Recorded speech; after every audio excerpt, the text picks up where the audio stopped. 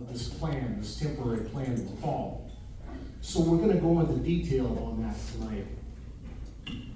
Initially, I want to welcome you all to the Greenbelt Fire Station, Engine Company 35.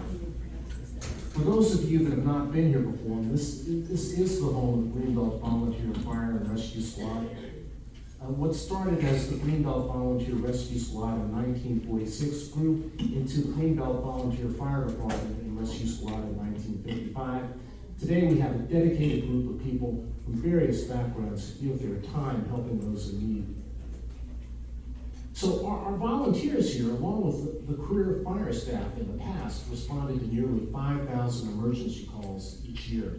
And crews responded to fires, to hazardous material incidents, motor vehicle accidents, medical emergencies, and other types of calls. So we're really, really proud of the legacy of fire protection and EMS in the city of Greenbelt. And we want to do everything that we possibly can to make sure that continues.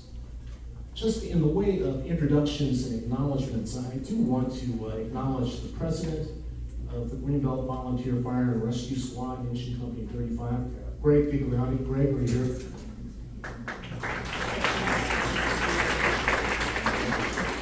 And I don't see Chief Ray in the room right now, but he may be out on a run, it's hard to say. Also, I want to acknowledge the members of the auxiliary who are providing refreshments. We are grateful for that. And this is the firehouse. The city owns the firehouse, and we lease it to the volunteers so that they can do what they do. Hey, I want to acknowledge all of the participants of the program tonight, but I can't really go any further without acknowledging my peers on the Greenbelt City Council. Mayor Pro Tem Krista Weaver is in the back. We've got Jimmy Pompey, Danny McKinney, Amy Diesel. I saw Rodney Roberts. Mr. Roberts, can you come up? And Silky Pope wanted to be here. She had an emergency thing. She can't be here. And also, I want to introduce the mayor of Berwyn Heights, Tiffany Papanikolaos. And the mayor of College Park, Fazul Kabir. So, before we get started, as we get started, we're going to kind of systematically go through a few things tonight and begin with an overview of how we got to where we are right now with the situation. There'll be a summary of a summer staffing plan. We'll be talking a little bit about the timetable of events that led to this situation that we have now. And also, we'll talk a little bit about what's going to happen next. But the goal of tonight's meeting is to provide the background on the situation that the people that may not have been following things quite so closely. We want to update folks on the current status, and most of all, we want to hear from you, to hear what your thoughts are about the future and what we need to do to make sure that our residents are safe here in Greenbelt, Berwyn Heights, and College Park.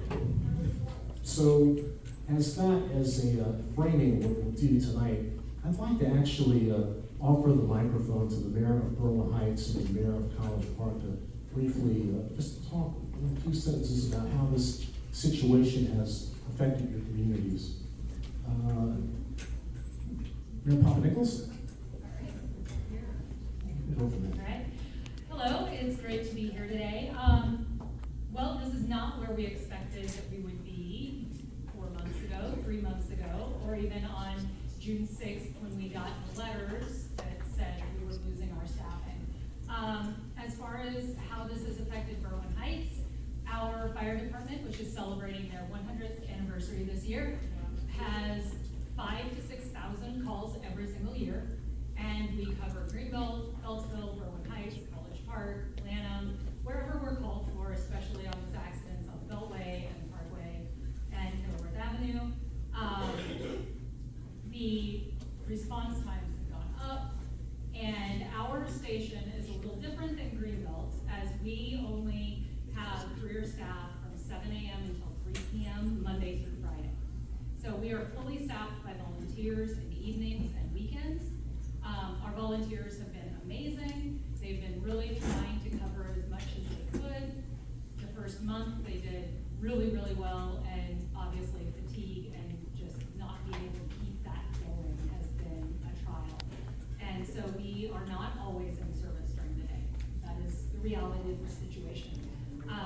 really do hope that we can continue working with the county so we have some way to go forward with this, and we come to an agreement where all of our fire and EMS are where we expect as taxpayers to be. Thank you very much. Mayor Kabir from College Park. I just want to say, Berlin Heights, College Park, Greenbelt, there are jurisdictional lines that divide us, but we're all one community. And we're so close, especially around Route 1 and Greenbelt Road. We work together, we act together. So I want to thank you for being here. I want to thank you for actually participating in the legal actions that we've taken to try and get better information and to restore our firefighters here. Yes. Mayor Kabir? Yeah, thank you first, Mayor Jordan, for inviting us, and thank you for all of you coming together as a community. This is wonderful. I've been telling my mayors for a long time that this should happen a long time ago when all this started. So finally, I'm so happy to see all of you coming together in one place and making one voice on behalf of our firefighters. So my name is Fazil Kabir. I have the privilege to serve as the mayor of wonderful city of College Park, and I need to introduce two of my city council colleagues. One is the Mayor Pro Tem, Denise Mitchell. If you could please raise your hand. Thank you for joining. And also have District 1 City Council member, Jacob Hernandez. Thank you. I came here not as a mayor only, but also as a community member because I live in this community. I have only one message to all of you from College Park, and that is College Park stands shoulder to shoulder with all of you, with Greenbelt and Barnhurst community. As Mayor Jordan said, we are one community, we're not divided.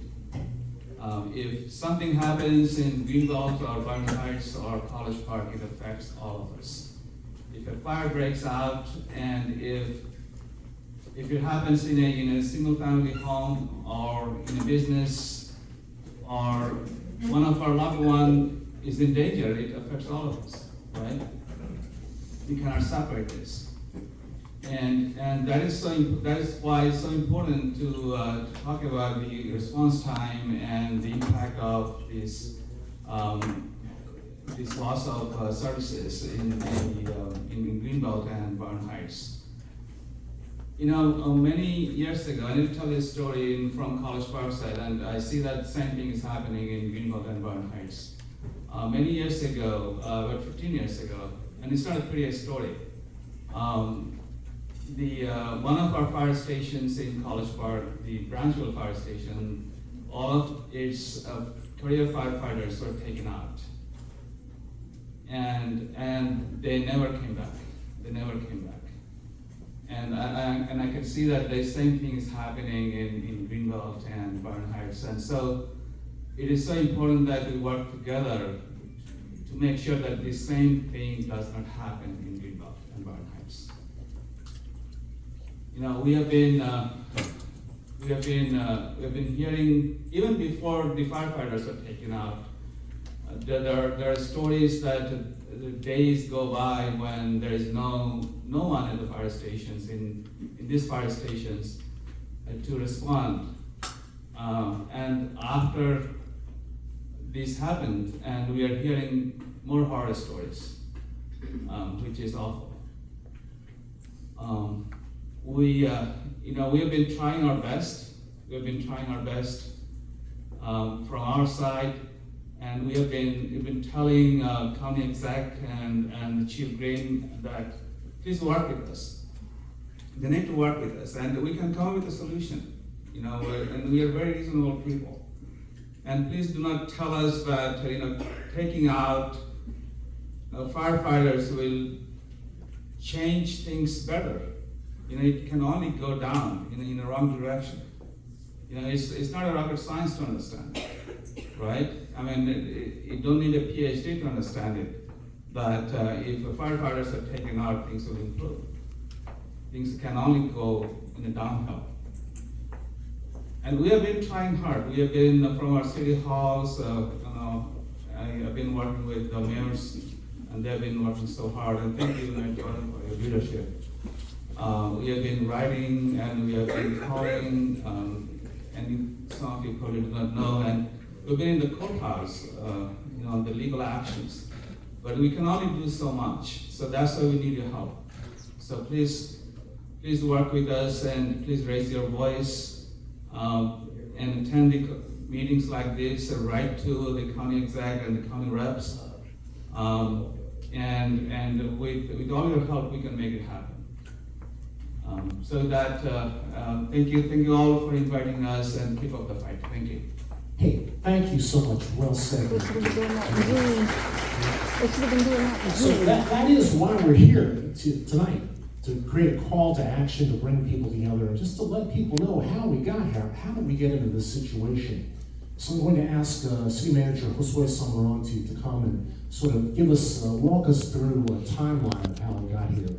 Before I do that, Mayor Kabir introduced Denise Mitchell as the Mayor Pro Tem of the City of College Park, but she's actually here representing County Councilwoman Ingrid Watson, who is our County Council person. So thank you for being here. And I believe we do have a representative from Alonzo Washington's office here as well. Could you stand, please? Welcome. If I may, we had one Berwyn Heights council member who just walked in. I'd like to recognize Councilmember Gaines. Welcome. And I spoke with Delegate Nicole Williams today as well. She had a previous commitment that had been made a while ago. So at this time, I'd like to invite Mr. Samaron to walk us through the timeline and talk a little bit about some of the things that led us to being here right now. Thank you, Mr. Mayor. Chief Ray wanted to be here. He's on a call. We have the president of the Volunteer Firefighters Association here, Greg. Greg, would you like to say a few words on behalf of the firefighters? Ray would love to say something, and he'd love to be here. And as soon as he gets done with his call, he'll be back. Thank you. I can speak for Chief Ray and the rest of active volunteers in the department. They're working diligently to provide the service as best they can. It's difficult that Greenbelt won't, as they did in the past, provide a service 24/7. Those days are gone, but we have guys that we call in to staff the apparatus from 12 hours to 6-hour shifts during the day to support the community in Greenbelt, Berwyn Heights, and College Park. Chief Ray's and the ambulance are on call right now, so when they come back, I'm sure he can enlighten you on some other things, some other programs they got going on with recruiting, the training, community outreach, and things like that. We're still active. We have the Ladies Auxiliary that promotes the fire department and all types of things in the city, and we're doing everything we possibly can to support you citizens with fire protection. And the big thing with fire protection, first thing, is fire prevention. And this month is fire prevention in October, so check your smoke detector batteries. Thank you, Greg. All right, I have what may appear as a long list of updates. It's a timeline of key events that happen. But before I get started, I want to say that we'll go through the timeline, then we'll allow questions from the timeline. We'll then transition to the panel discussion with all the representatives here. There are several ways to ask questions tonight. We have index cards at the table. You can write your questions and hand them to me. And at some point, Mayor Pro Tem will try to help me out with the questions. Or you may walk up to the aisles on the side and just ask your question live. Okay? All right, so in the PowerPoint that we shared, we start with June 7th. But there were a few days prior to that when we first started getting what at the time we considered rumors. I got a call from a council member that they heard, the firefighters are being removed. And then there's a Facebook post that firefighters are being removed. This was on June 5th. We didn't get official notice until June 7th. That's when the letter came. And that letter came after we reached out to county leadership. Saying, hey, we're getting these rumors, what's going on? They confirmed it verbally. They said they were working on a letter to send us.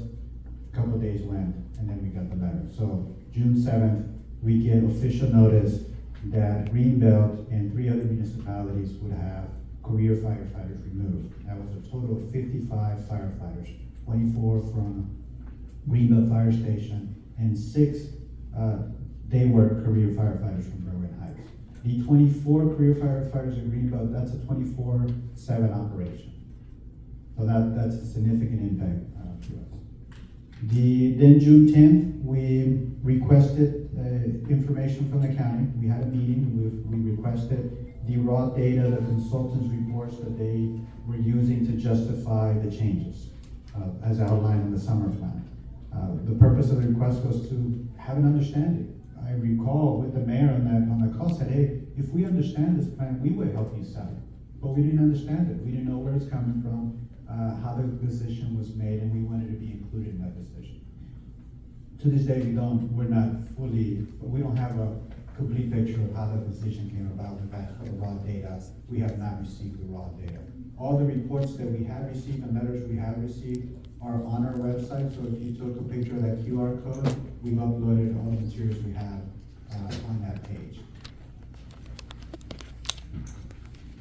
June 28th. That week, all the 3 municipalities that are part of the lawsuit had meetings to authorize a lawsuit by a TRO, a temporary restraining order, because we were concerned that the removal of the career firefighters will be detrimental to our communities. We did not have an understanding, clarity on what the impact will be, how emergency responses will be handled.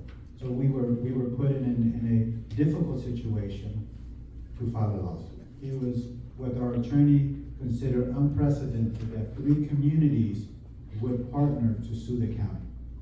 But we had no other choice than to do that. So we filed the lawsuit June 28th, a temporary restraining order. We could not get a date prior to the plan going in effect, despite requesting a hearing on our temporary restraining order. That was filed on June 28th. June 30th, the plan goes in effect. This station, the plan was a 24-hour, 7-day operation. Firefighters were removed on that Sunday, June 30th.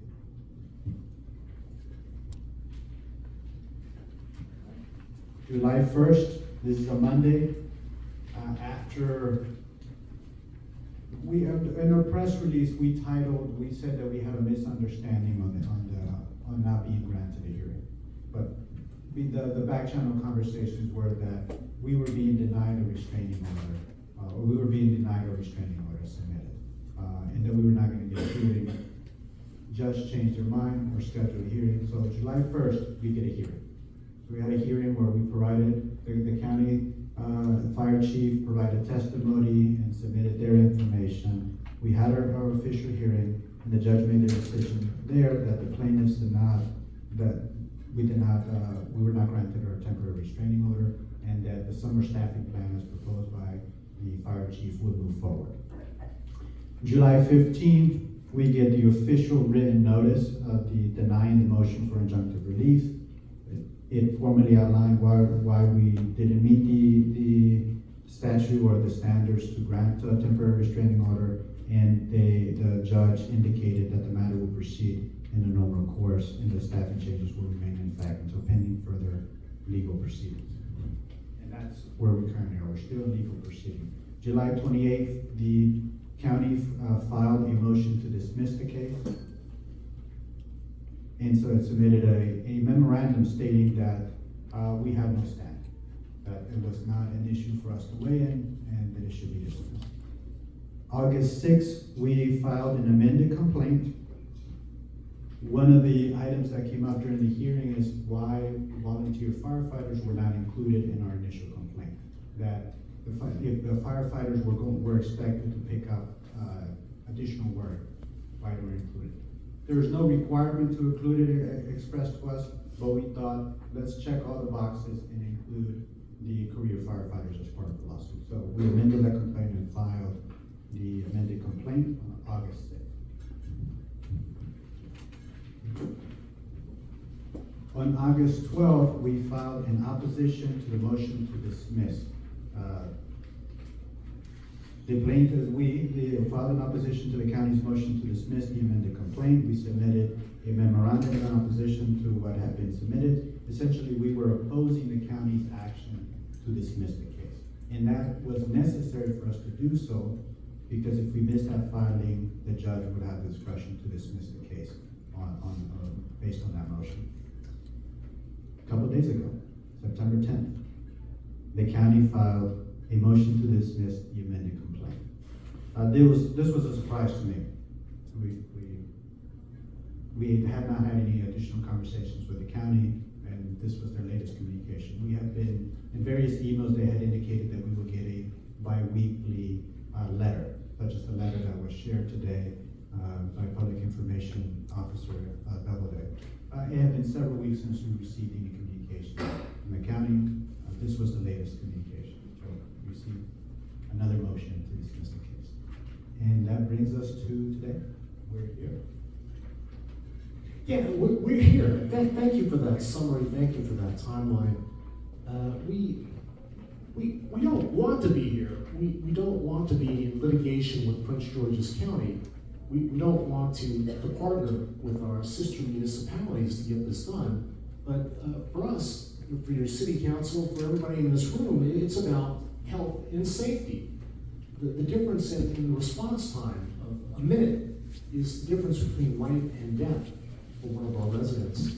So it's a very, very difficult situation to be in. And it's a bigger issue, to some extent, bigger issue than this specifically, but communication between Prince George's County and municipalities, it has to be better around public safety.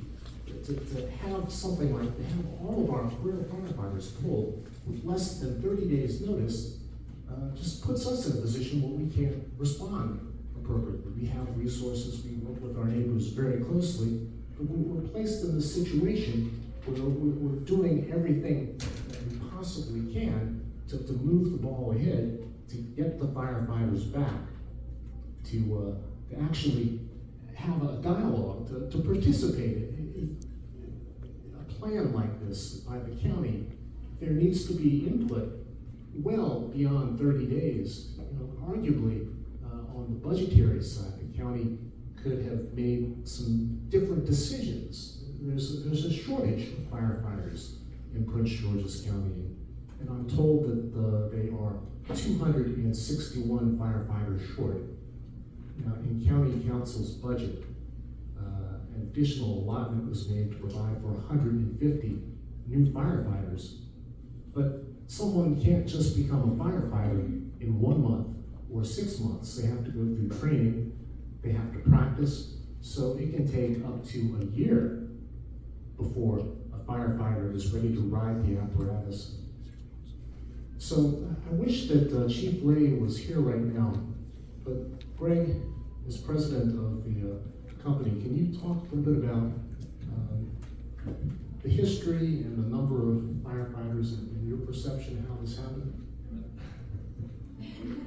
Thanks. Well, historically, we're at the age where you have to be an emergency medical technician. Years ago, it was 120 hours of training. As time goes on,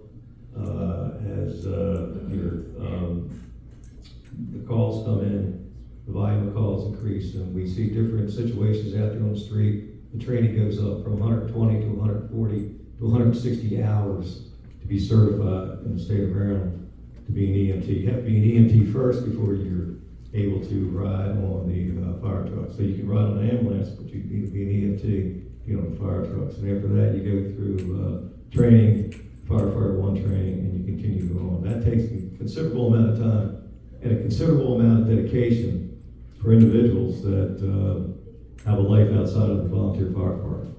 So it's a lot of dedication. How we got to this stage right here, right now, with our cultural change, with trying to get more people involved in the fire service is difficult because of the training and everything. You have 20 people come down to be interested in the fire department, and you might get 4 or 5 that actually go through the process. The training is free, but it can be rigorous. You're talking about an EMT person being out there in the field. You want them to be certified and trained. You expect them to be able to save your life, and that's no easy task. When there's a fire in your house, you expect that firefighter to pull up pull a hose line, put the fire out, and that's not an easy task, and that takes a lot of dedication, so the training takes a while. And that's one of the major issues we have now for the cultural change. All the kids are into different things now and not out visiting the fire department. We have a great program here, community outreach, that is constantly reaching out there to bring people into the fire department and get a mentorship and that kind of thing. What was the other part of the question? Well, I mean. I can tell you about when I used to walk my dinosaurs down here. No, just in regard to the recruitment and the training and the timing of this, we're just coming through COVID. COVID, was at its peak 2020, 2021, and that had a big impact on volunteer organizations in general. We weren't allowed to be in one place at one time, and that applied here at the firehouse as well. It applied to all your community services. It applied to a lot of things, especially with being involved in emergency responses. We had certain criteria we had to meet. That was another part of our training. And all that puts a lot of pressure on an individual that is volunteering their time. When you're talking about going out here and riding a piece of equipment and you might get COVID-19 or something like this, it's a lot to think about. It's something to be in volunteer service. You got to do it from the heart. There's a lot of people that have gone through this station years, spent 20, 30 years in the fire department and we're riding members. We're trying to increase the young membership coming in here with some new programs that are coming up. But it's continuously challenging. I don't know what else to tell you, but it's a tough job. The guys, the career guys, I was a career guy for 28 and a half years, worked for Prince George's County government. And that's challenging too, when every day you get up and you do your thing, you're trained, you're professional, you do that. And it's very taxing when you work 24-hour shift on work fire, and then you're required to stay 12 more hours additionally after your shift. And when you do that repeatedly, that changes quite a bit. It's very taxing physically and mentally. So I can understand the position that the career side of the department's on. I can't answer any more than that, than the staffing and why we're not 150 people down, because I don't work for the department anymore. Well, I think you said a few very important things. It's a partnership between the career firefighters and the volunteers. I mean, the volunteers and the career are all professional, but only through working together are we able to address the needs. So this action of bringing the 56 firefighters back and reallocating them over the summer. You mentioned that this is part of a plan, and the plan has to do with mandatory overtime and callbacks, where the career firefighters, you need a certain number of firefighters to ride the apparatus, the ambulances. I can tell you a couple years ago, the staffing on the apparatus was 3 personnel for an engine to go out. Apparently down the road, the union writes a contract and requires the county to provide 4 personnel. Well, when you have 4 more people throughout the county that are mandated to ride a fire truck, if it's a union contract, and then the county doesn't provide the personnel to do that, there's your problem.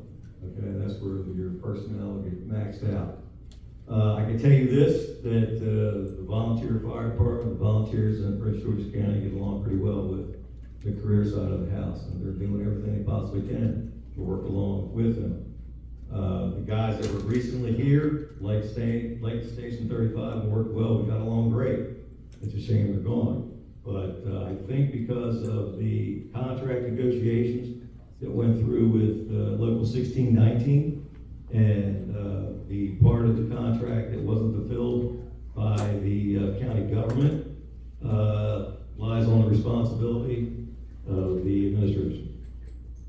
So that's all I can tell you. Yeah, and it's a partnership between the career and volunteer firefighters. It's a partnership between the county and the municipality. So, if you have a shortage of 261 firefighters, and this is a big county, and there's new construction in all sorts of places throughout Prince George's County, and you're not really providing adequate public accommodations. You're not recruiting enough new firefighters, police, or schools, you got a problem. And you got a big problem, you know, if you listen to the news, it's not, you know, Maryland, it's not Virginia, it's not the district, it's DMV, it's a whole metropolitan area. You know, we have mutual aid response after 9/11, we had a different response mode where we were given designated numbers so our communication system would function properly. You know, sometimes we learn crisis by management, and that's a difficult thing to swallow sometimes, but we've come a long way in that speaking. So, with the call volume that increases, with the density and the population increases in this area, with the new construction, and we're talking about, you know, the FBI building coming in, the Bureau of Engraving coming in the farms, it's gonna get pretty much more dense. You know, it's not Greenbelt where it was a nice little, isolated little town, you know, where we had enough people interested in that kind of thing. It's multiplying, getting bigger and bigger and bigger as it go on. And that's gonna be a problem in the near future if this isn't recognized right now. So you have to have the support from the municipalities along with the government agencies like Prince George's County. So, I mean, I can put anything better than that, I guess. And, you know, we've been told by the county that there is overlap in coverage. But, I mean, this is Greenbelt, this is Berlin Heights, this is College Park, this is NASA Goddard, this is the University of Maryland, this is the Beltway, this is the Mark Station, the CSX tracks.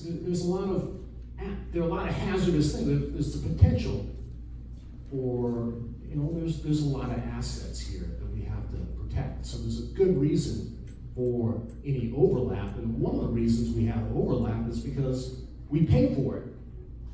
And by having volunteers, it helps to actually hold down that cost to taxpayers. But we're paying for services that we are not necessarily getting as much of as is necessary. Now, there's standards. You know, one of the ways that this situation came up, we were told by the county that a risk assessment was done in 2023. It's called the FISC report and some Fitch report. Consultants put that together, and they looked at data from 2016 going up to 2020. And based on that, they looked at risk, they looked at assets, they looked at a number of things. And so we've been told on that basis that shifting the service around temporarily may help. And what we were told by the county is that this temporary shift in staffing would be reassessed September or October in the fall. So that's one of the reasons why we're having the meeting tonight. This is not a sprint, this is a marathon. This is the time when it becomes really, really important for people to weigh in on the direction that this is going in. So I think I want to pause for some questions. I think can we talk a little bit about the Fitch report? And also we have a representative from the county who can speak a bit about the most recent report that we've gotten from Chief Green. But before we go there, I believe I'd like to actually pause. City Manager? Anybody have any questions about the timeline? Yeah, Louise. And there's a microphone. What are your questions now? Please go to the microphone. I have a hard time wrapping myself around it. I grew up in the Boston area. Please pass All the my microphone. I grew up in Boston, Massachusetts, and in the suburbs. I never heard of a volunteer fire department. Ours were always, there were 34 fire stations in the city of Boston itself, and that's not the metropolitan area. Plus, thank God, they were all unionized. So there were processes in place for the discussions that had to happen, etc. And what I keep hearing is that we need to look at what happened between June to now. And I don't hear people saying, you know, maybe we gotta look at the long-term infrastructural issues tied to the departments themselves and how we coordinate, how we recruit, et cetera, et cetera. And I was wondering if people are talking about long-term strategic planning for the department? Yeah, I mean, that's one of the big asks that we have of the county. This could have been, should have been, and actually to some extent was foreseen a couple of years ago. So strategic planning needs to take place, but local municipalities, local fire companies need to be involved as stakeholders in that conversation. We need an open dialogue so that we can make suggestions. We know things on the local level, so it is very, very important to have open conversations, and unfortunately, we don't feel like that happened. We learned a lot since we started this process. We've gotten a hold of the Fitch report. We've seen time of travel analysis, response time, and in those reports, there are scenarios that would optimize the delivery of service. Among those scenarios includes the consolidation of stations. That some stations go. So the county is having those conversations. We haven't been part of those conversations. To add to that, one of the requests that we made from Chief Green early in this process was that we wanted that data transparency. We wanted the raw data, we wanted the consultant's report so that we have an understanding of where we are today, how we got here, and what's the path forward. Simple ask. We didn't get it. We also were asking for establishing a workforce. Establishing a task force. The formation of a comprehensive task force that includes representatives from municipalities, career personnel, volunteer personnel, and county fire leadership. Right now, the service delivery model is tied to volunteers and careers. The career firefighters cannot do all this work on their own. They need the volunteers. So that. Yeah, I mean, we need support from the county for the volunteers. We need their support, active engagement in developing some better recruitment strategies, because it's a partnership. In Prince George's County, which is a county of nearly 1 million people, it's not just career firefighters, it's the volunteers. The volunteers actually initiated our fire company. We're here before the career firefighters, so it's a partnership. Just the city of Greenbelt, we own this building. We have made donations to the Greenbelt Volunteer Fire and Rescue Squad to buy the equipment. We've invested, I don't know, as much $2-3 million worth of equipment in this building right now. It's sitting most days because of this plan, because we don't have enough volunteers right now to meet the requirements, the number of people that it requires to drive. The same thing with Berwyn Heights. Mayor, what would you say, what percentage of time is your station open in Berwyn Heights? Well, it was nearly 100% for 25 years. After this staffing in July, we were out of service, I believe, 5 days, approximately 7 to 3, and then this month, not very often during the week, unfortunately. So if we're only counting the time that we normally have our collaboration between career and volunteer, we're down to like maybe 10% at this point. We're almost entirely volunteer. I mean, we are entirely volunteer, but yeah. And if you look at this Fitch report or look at the data that's coming from the county, there's a lot of talk, a lot of focus on the first due station. They look at the response time and they look at the closest station to see how long it takes them to respond. But that doesn't necessarily paint a true picture of how responses happen. With the GPS dispatching systems that they have now, our volunteers might be on a call down on 450 in Landover because they were called to that area. So, that's why we really, really need access to this data so that our firefighters and our residents and we can all kind of look and talk about this together and figure out the best way, the most sustainable, most effective, and also the most cost-effective way that we can provide these services and protect our residents. That's what it's all about. Along those lines of cost effectiveness, we ask for volunteer support.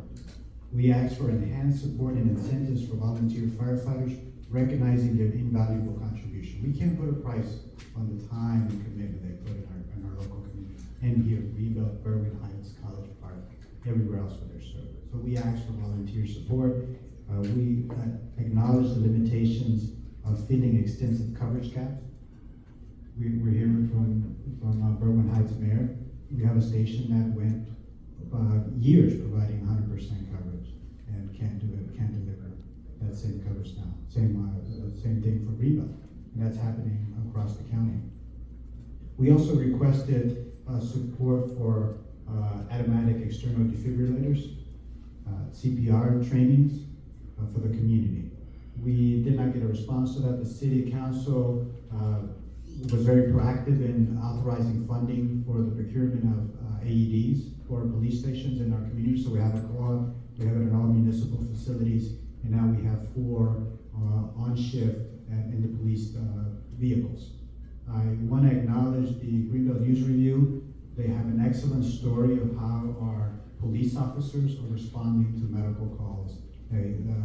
Officer Forney saved a life, and the resident went out of his way to express appreciation to Officer Forney for saving his life. So I encourage you to check out the news article on that. And then finally, we requested ongoing engagement, that we wanted regular meetings with all the relevant stakeholders to review progress, share updates, and adjust strategies as needed. Ensure a plan that evolves to meet the community's needs effectively.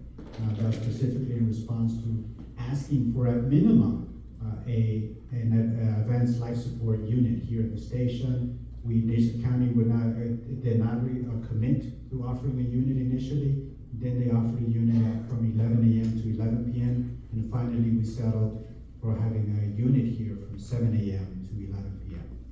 And as the mayor mentioned earlier, that unit could be out of Greenbelt for an extended amount of time, if not the entire day, because the way the system coordinates the responses, it takes the closest medical unit that's available responding to a call. So that unit could be leaving a hospital and being dispatched to a location for service. We need coverage 7 days a week, 24 hours a day. That's what we need.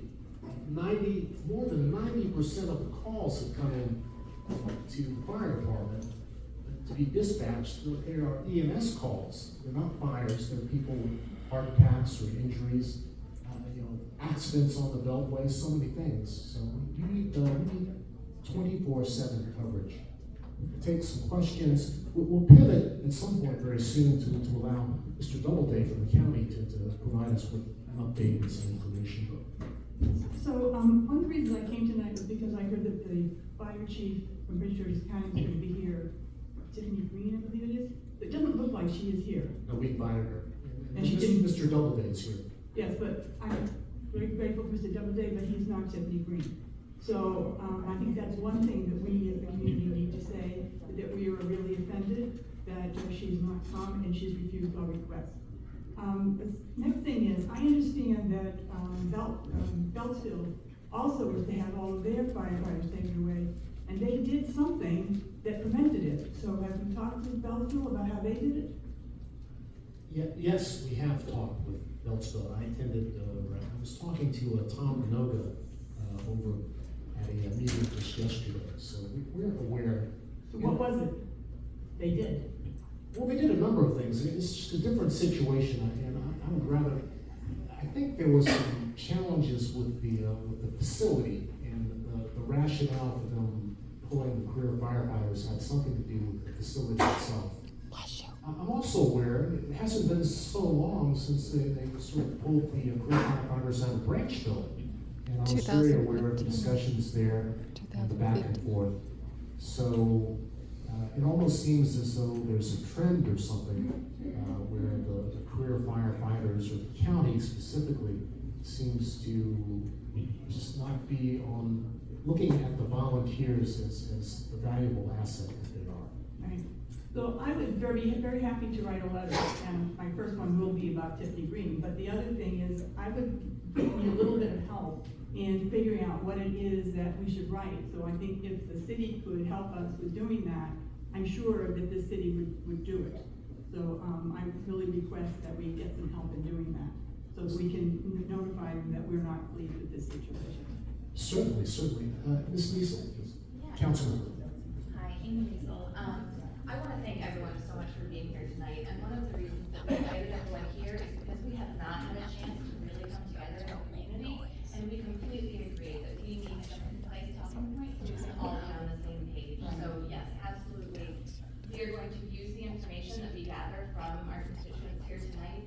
sure that we do have a unified message that we can present.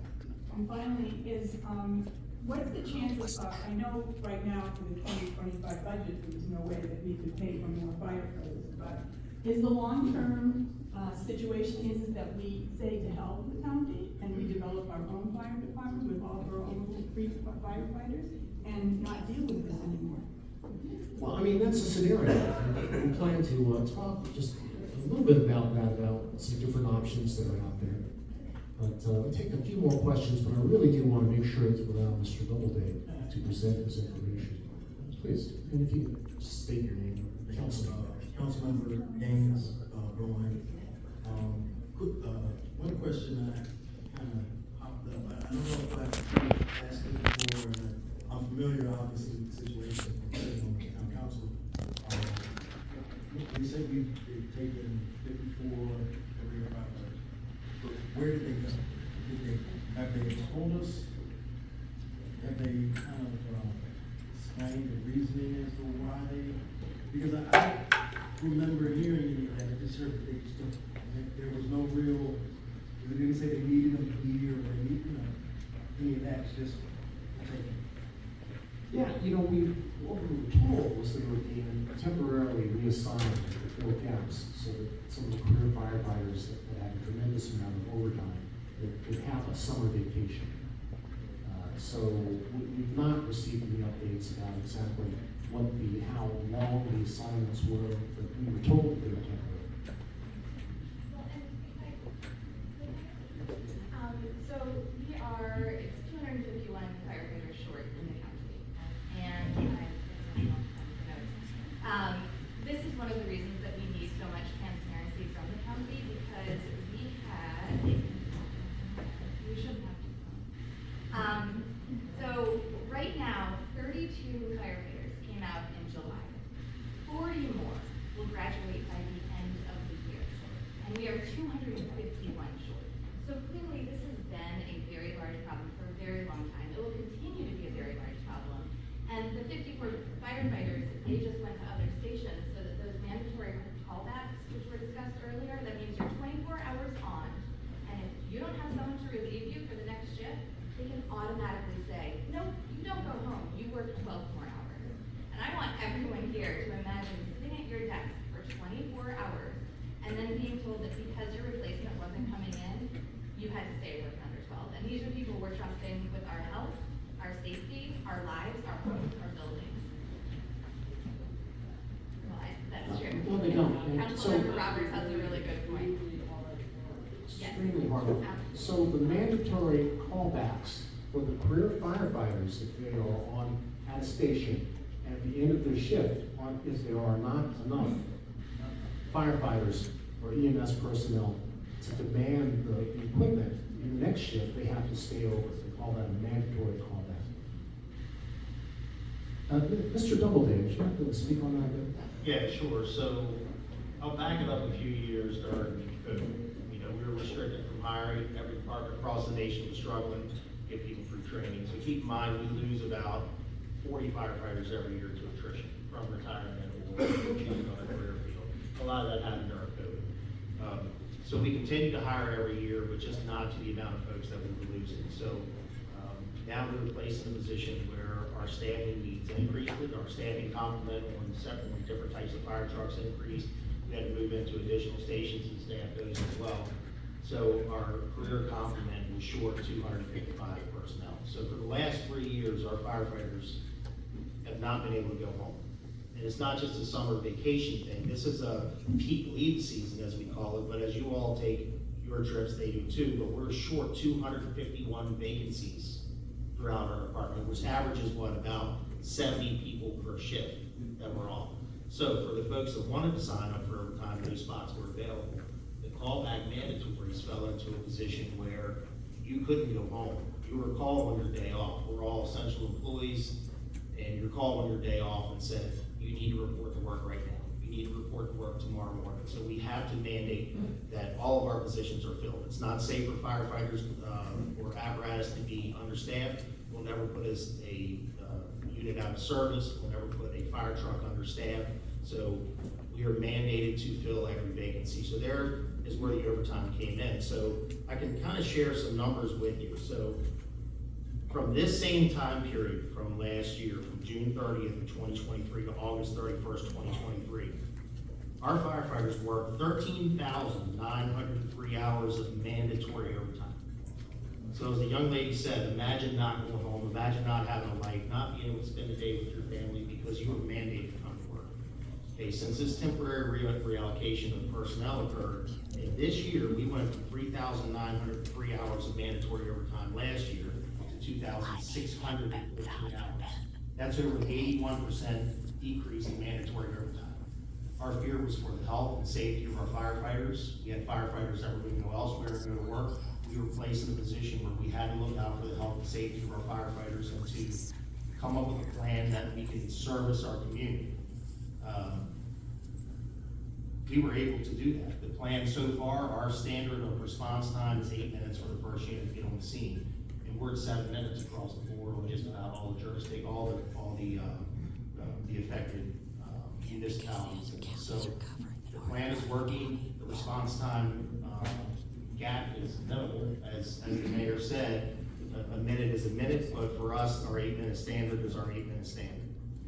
So, you know, our firefighters are able to go home, they're able to have a regular life just like the rest of us. Right now, we have a class that's in that has about 40 additional, we've had some experience we released, we have about 40 more firefighters that are in recruit class. We have a new recruit class that's starting in next week, I believe on the 23rd, whatever that Monday is. And then we have 2 more classes this fiscal year by next June 30th. So we have the 150 in this fiscal year, plus the 53 that we started back in May. So that's a complement of over 200 firefighters that will hit the street. And for a career firefighter, it takes about 7 months if they come in with no experience. If they come in with EMT, that shortens their stay by about 2 or 3 months, and we're able to get them on the street quicker. So that's what we do, is we put them through the fire training, they already have EMT, and then we release them out into the field with the fire training since they already have EMT. But typically, an untrained person, it takes about 7 months to get them through from no experience to a fully trained firefighter. Thank you very much, thank you. So, in talking about the overtime and the forced callbacks, it's partnership between the volunteers and the career firefighters. And while these facts are true, we are so concerned about the health and safety of our career firefighters. The result of this temporary reassignment is it's very, very difficult. You know, our volunteer firefighters are facing many of the same challenges. And from what we're being told by our firefighters, what we know to be true, is that they are the ones who are actually responding to the local calls. We talk about first due. It seems to be the volunteer firefighters that are protecting us in tandem with the career firefighters. So appreciate the update. Just the partnership, really being able to talk and work on some sustainable ways to kind of address this issue. You know, having a class of 50 recruits coming in now, and still needing to train for more months before they can ride the apparatus, just through attrition, that really isn't going to get us very far. Somehow we have to find ways to incentivize recruits, to make it easier for people to get the training that they need in a convenient way. You know, times have changed.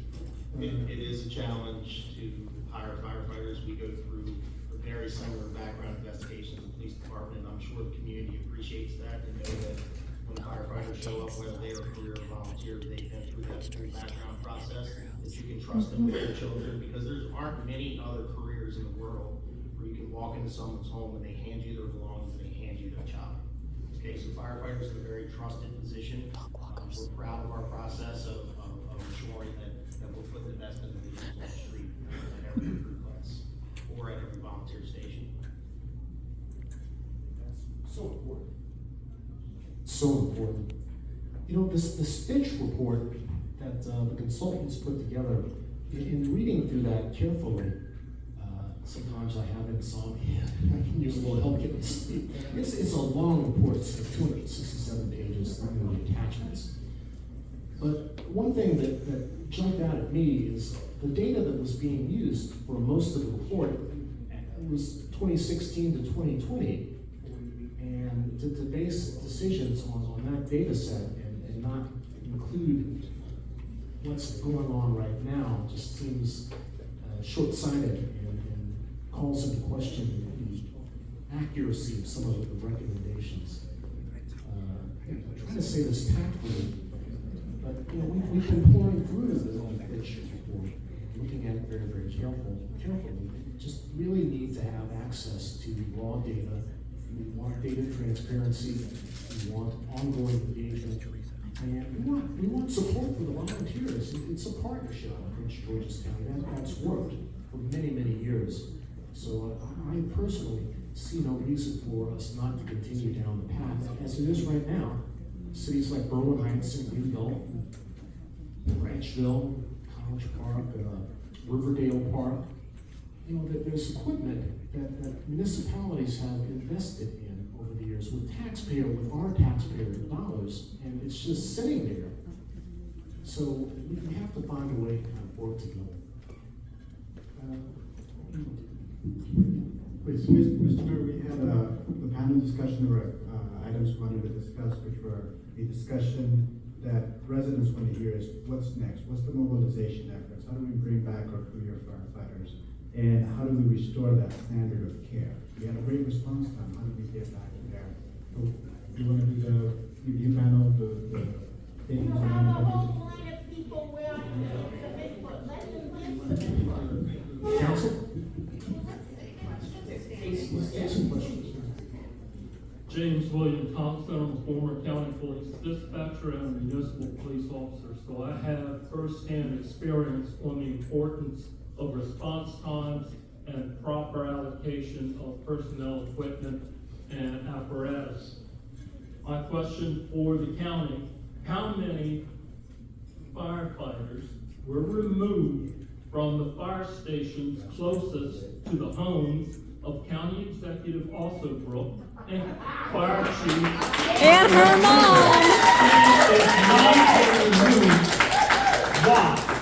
And why has this situation proceeded? Back in the days when I was with the county executives that we had in those days, they knew how to budget, they knew how to hire. Why? Please explain that, since you're the one that's been put on the seat since Fire Chief Green and County Executive Alsobrook refused to attend. Woo! So thank you for your question. First, I don't know where the county executive lives, and I've never been to the fire chief's house. I know the region of the county that she lives in. The data analysis that was done for these stations was strictly upon response time data. Very complicated data, as the mayor has been talked about, and pulling all that together to show it simply is a difficult task. But with the county using automatic vehicle locator, we don't dispatch per the East Station anymore. So Greenbelt isn't specifically due on a Greenbelt assignment unless they're in quarters. We go by the very closest apparatus, whether it be an engine company, an ambulance, a paramedic unit, a ladder truck, a rescue squad, whatever it may be. The dispatch center for public safety communication uses automatic vehicle locator, and it picks the very closest unit. It could be a unit from Baden that may be passing through Greenbelt coming back from Baltimore, and it's the closest unit to that incident is going to be placed on. So I don't have the answers to your question, but I don't know the addresses out there. That's a shame. That really is a shame. Yeah, because we'd like to know. Yes, we would. Take that back, take that back. Spring Hill Lake, Franklin Park Apartments, Spring Hill Lake is the largest garden-style apartment complex on the East Coast. Right now, it has an extremely large immigrant population. It's interesting that College Park, Berwyn Heights, and Greenbelt were all targeted. And, I'm not accusing the city, I'm not accusing the county of discrimination, but it is interesting that you have such a large immigrant population and career firefighters are removed.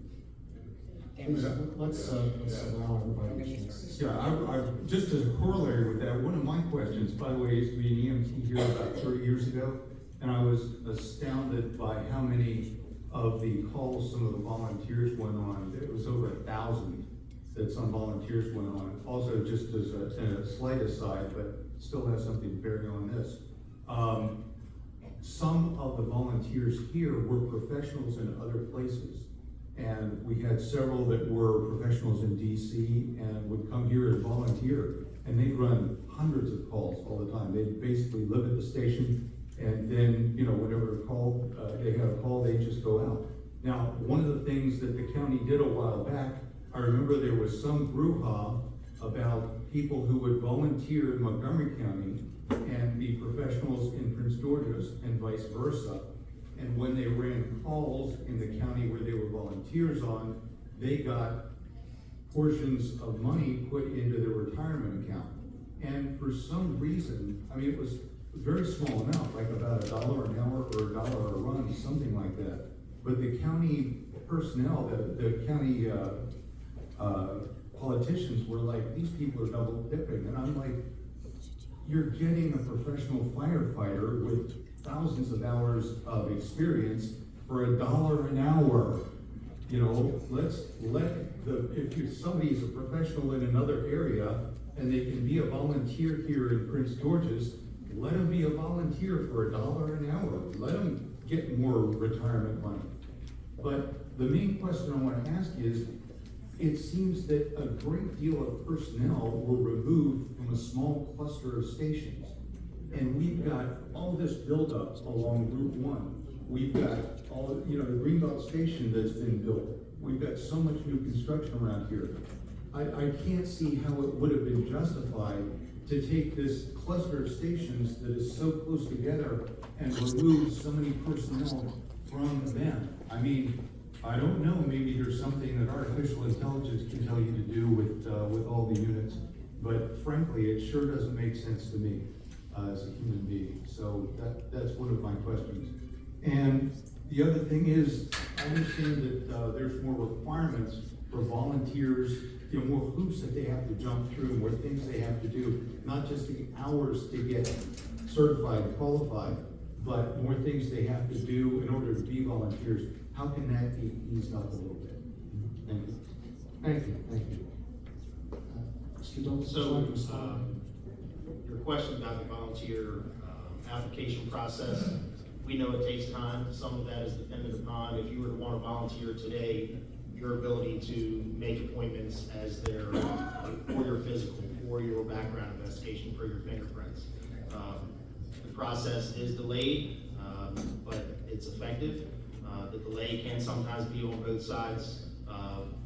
If the member themselves don't have the adequate time to go through all the processes. But again, we hold the volunteers and the career personnel to the same standards of responsibility to our community for the background investigation.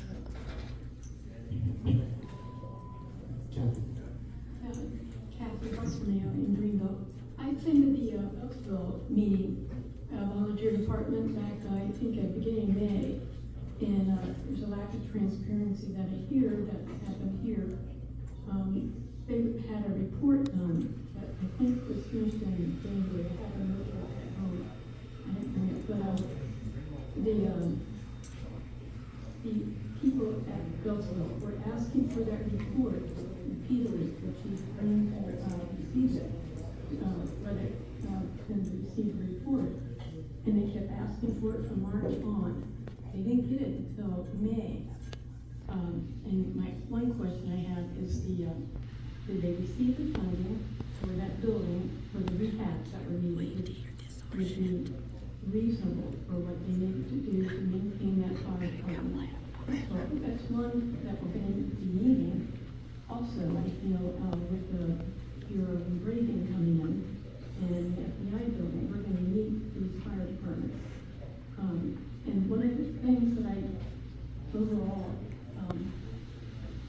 is that the zoning our county council has been voting for all development. And this is going to make our budget, our deficit is already there, but we're going to have a larger deficit down the road. But did they receive the funds for the Beltsville Fire Department? I'm not sure about the funds. The report that we received initially was an impartial report. or incomplete report. Within about a week or so, that report was finalized, it was stamped by the architects that did the full assessment, and then at that point was immediately turned over to the volunteer corporation. Thank you, please. Do I have to give my name? Okay, I'll just ask the question. Mr. Doubleday, you actually gave me a very good piece of information. The county standard is an 8-minute response time, and that is admirable. I took a quick look at our numbers in the latest reports, and some services are already above 7. In fact, there's one that is 7 minutes and 46 seconds. These are almost all increases, although there have been some decreases. I will give you credit for that. Do you or your boss or your boss's bosses have a commitment to reassess this decision if any service, especially things like advanced life support, which might be important to our elderly population, no offense, or our younger population in College Park, because let's face it, college students don't always make the wisest choices. If any service gets too close to 8 minutes or rests 8 minutes, is there a commitment to an immediate reassessment of this decision so that we can get our responses back down to where we should be? Because clearly the burden on the volunteer firefighters is affecting response time. Thank you for that question. I didn't want to cut you briefly. Okay. The 8-minute response time is a standard, very reasonable within the National Capital Region. There are some slight increases in here, like you said, and there are some decreases as well. We evaluate those numbers every Monday morning. We pull the entire data for the week and we go through, and we are prepared to ensure that we don't have any vacant. We need to bring in additional ALS units. That will occur. We have a surge unit here. We have a surge unit in 55. We also upstaff the engine company in Oakville to a paramedic engine company, as well as we have 2 paramedic resources at the Landfill Station down, or not Landfill, the West Landfill Station down in Road. So yes, we're constantly evaluating, we'll constantly move resources as necessary, as well as we use basically analytics every day that run 24 hours a day. So in the event that we have a hole in the county, we have significant incident, we have a working fire, we have a strain on our EMS system or our ALS system, advanced life support, that system will automatically recommend changes throughout the county, and the on-duty duty chief is the assistant fire chief in charge of all emergency operations for that shift, makes immediate movements to transfer units from any portion of the county to that hole where there is, because it'll happen. We can have a severe EMS or a rescue call or a fire where the units within a specific area are strained, and we will automatically move those units, and we have those analytics running 24 hours a day, 7 days a week. Mr. Dobley, thank you for answering the first part of my question, but I really need an answer for the second part of my question, because what we heard from everyone is that resources are extremely constrained. If resources are not enough to keep us under 8-minute response time, will this decision to take our career firefighters away be reevaluated or discussed, or at least reconsidered? Nope. Yeah, so we're actually still in the evaluation period. At the end of September, the fire chief and the administration will sit down and they'll make a decision based upon the data that we have on when personnel need to come back. Alan Dunkley can make that decision. That's going to be a decision for the fire chief. And there's also some litigation involved that I can't speak too deeply on it because of litigation involved in this reallocation. So I apologize, I can't give you the exact answer or make a promise, but that's not my role, sir. All right, thank you. Thank you.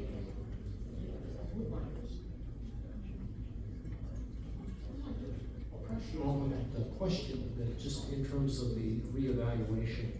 So will the municipality or the volunteers have any input into that reevaluation? No. How can we participate? How can we share our thoughts? And when is it going to happen? We were told initially September, then we were told September, October. So we're trying to plan as best we can. We're doing everything that we can, but we need to know. Sure. So again, the fire chief and the administration, I'm sure they'll communicate with you all. Again, that'll be a decision for the fire chief on when this occurs. Once we hit the point where the summertime surge and personnel is needed, then the fire chief will open those discussions up with municipalities, and you'll have those real discussions on what the next phase is.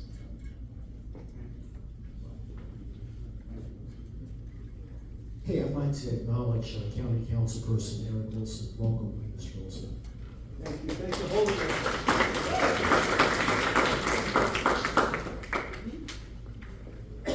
We take more questions?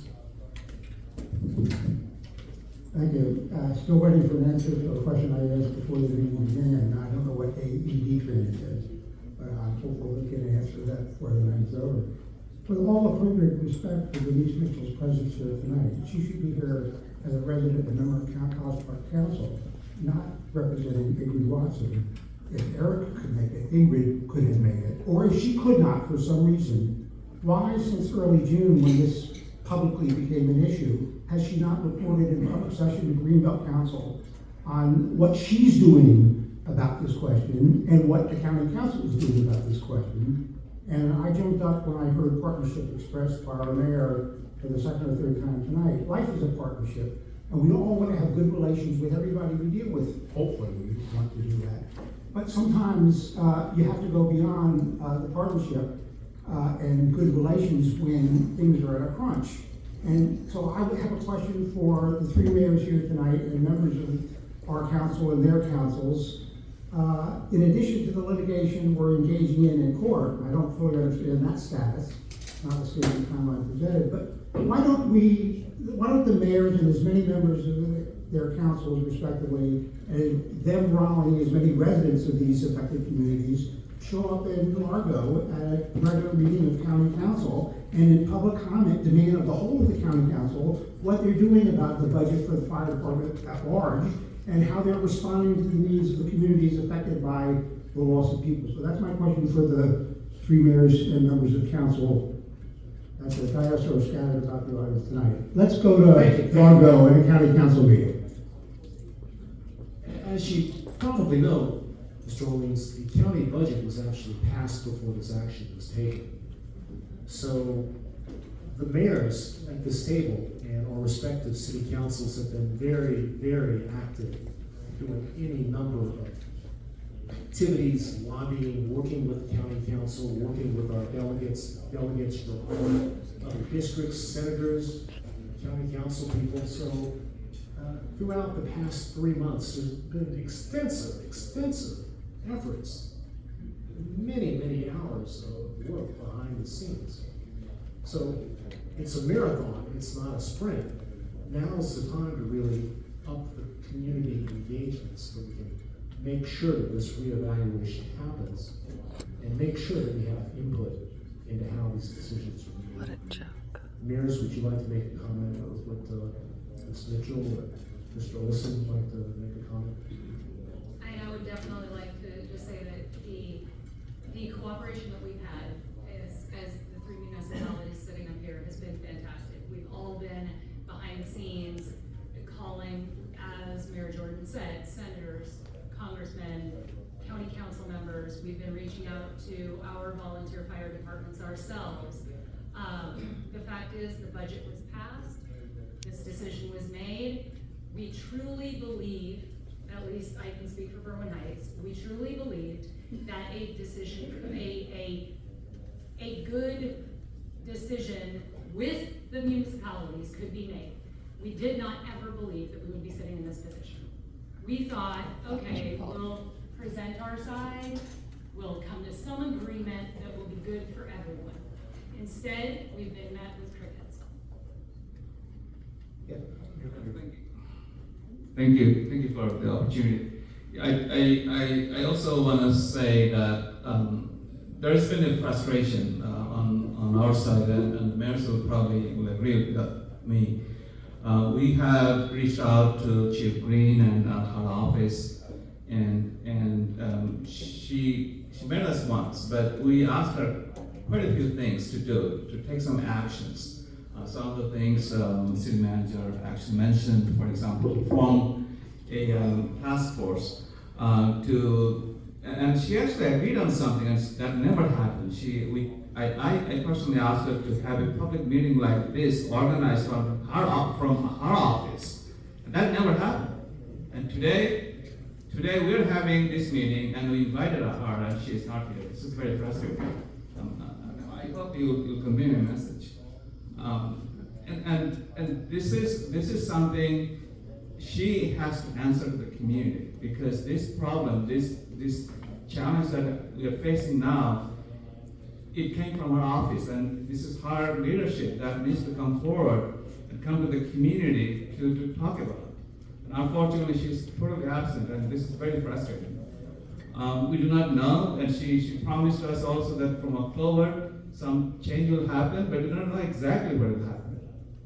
There will be some recruitments, some people, some firefighters are coming on board, but are they going to be in Greenbelt and Byron Heights?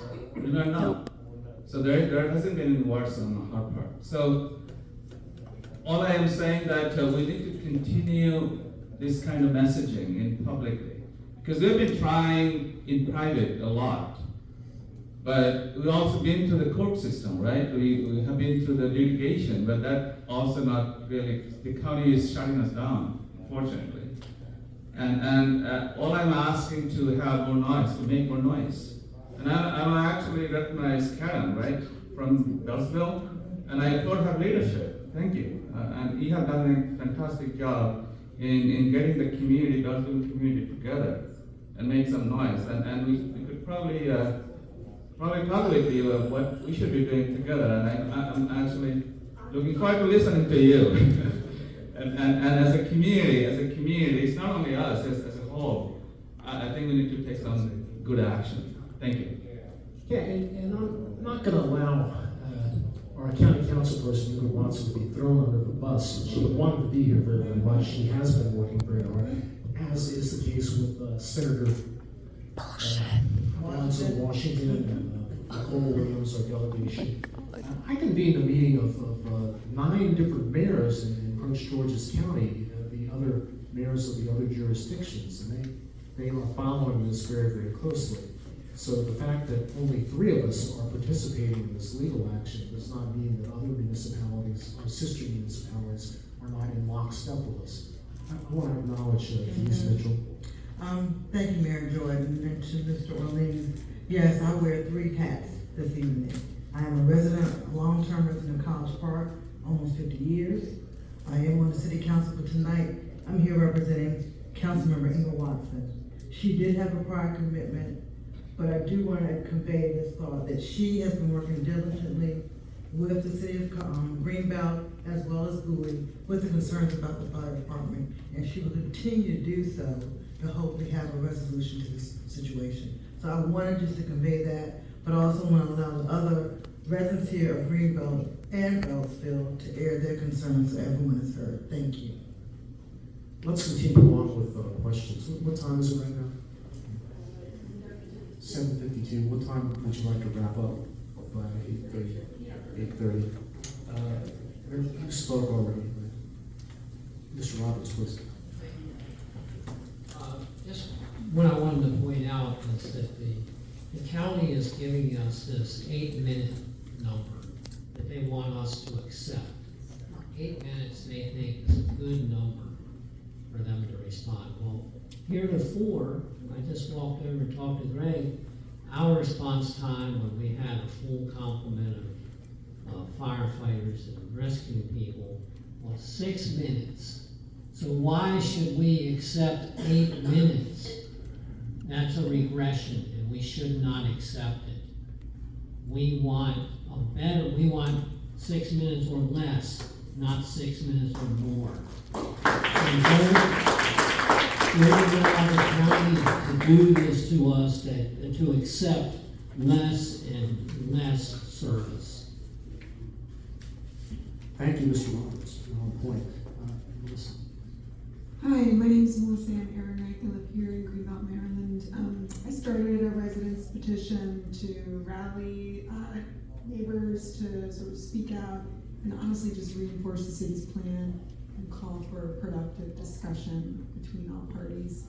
I know you are not the deputy chief and you're not the fire chief of Prince George's County, but you do report to Chief Green, and I understand you are a former deputy fire chief. So welcome to our community. I have a couple of different questions.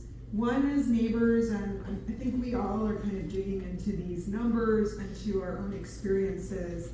And it's really difficult for us to understand what our quality of care right now is, looking at your numbers, because the truth is that we're served by so many different fire stations right now, and so many different fire engines. And you know, as a former alumni and resident of College Park and Berkeley Heights, I know what happens right now, which is school starts, right? So we are having high schools back in session, we are having college back in session, and it really, quite frankly, changes the number of people in our community and the kinds of responses that our communities deserve, either because of just more people in one space or people making poor decisions. So, you know, that's a real challenge for us. And so I just wanted to state that, which is why, you know, everybody leaves in August. We all live in the DC area. Everybody leaves in August. So it's no wonder that in some cases, some of our response times have dipped. But we're coming into one of the busiest seasons. So I have two questions for you. One, which is, what is your plan to really help us understand this data? Because we shouldn't have to pull it out of you, right? You are, I believe that your position is you are the Chief Information Officer or the Director of Public Information. If you have this information that is at your fingertips, it's really kind of confounded me that at a county level that people and residents can't see this information, because that's not the way it is at other counties. Other counties are able to see incident. I hold our police department accountable for giving us, you know, month-to-date, year-to-date reports, and I file information requests when they're not on our website, because I think it's really important for people to have that information. So I would just ask you, as your role within the Prince George's County Fire Department, that y'all need to do a better job of telling us and sharing information with us so that we can create trust. You need to help us understand the information, not in a memo when you have to. And I want to say Councilmember Ingrid Watson was actually one of the people who was leading, and she first got the memo from Fire Chief Green back in July. And you know, that makes a difference for people to have that information. It makes a difference in trust. And then the second thing that I want to share with you is there are rumors circulating that our careers are coming back. And I would like you to just clearly state that that's not the case, that this is a temporary plan and they will be restored. Thank you.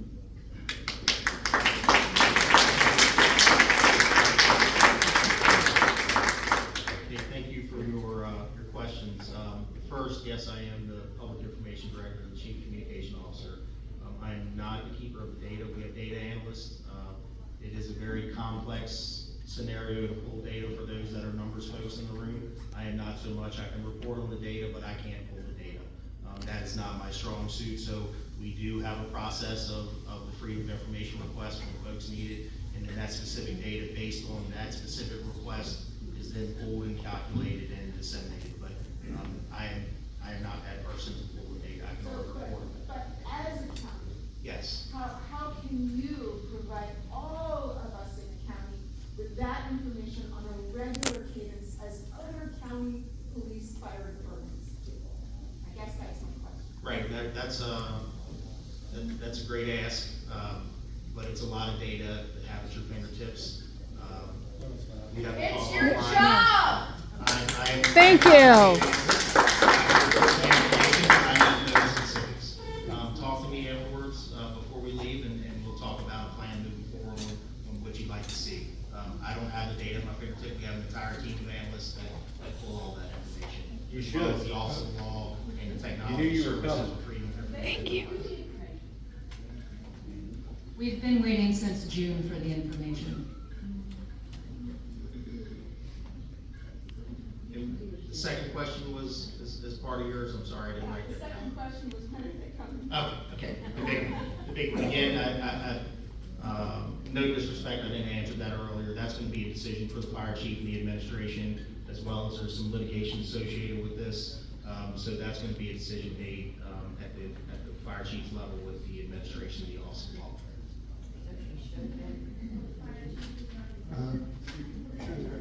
Shay Davis. Jay Davis, Greenbelt.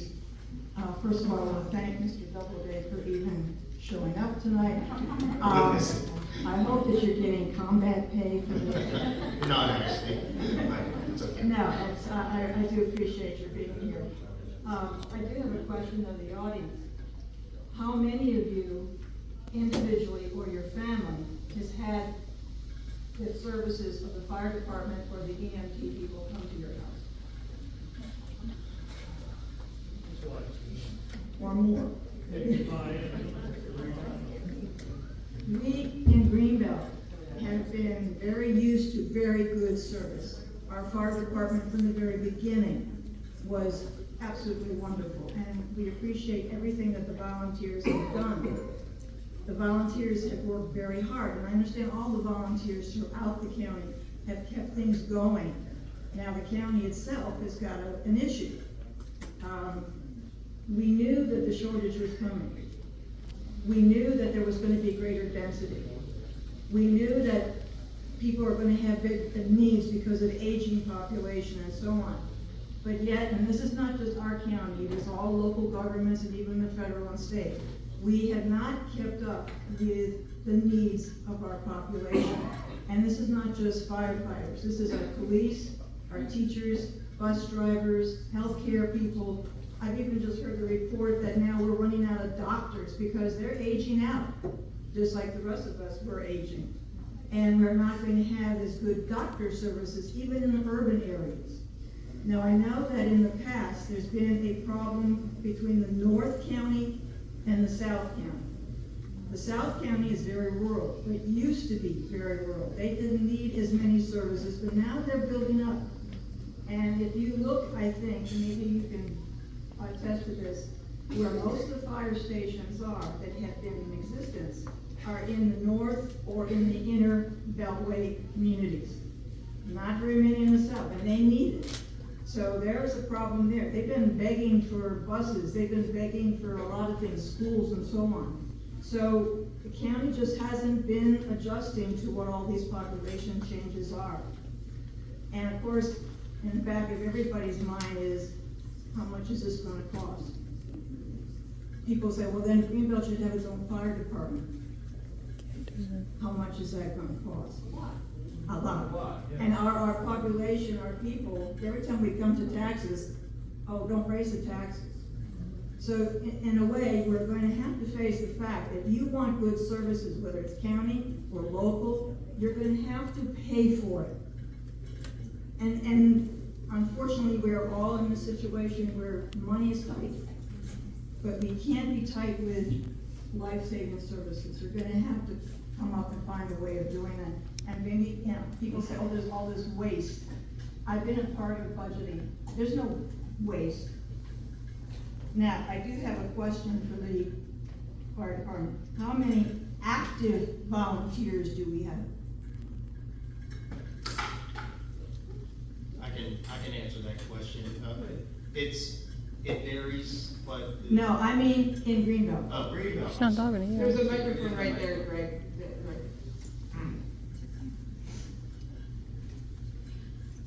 We have about 17 active firefighters that ride fire trucks and EMS personnel combined.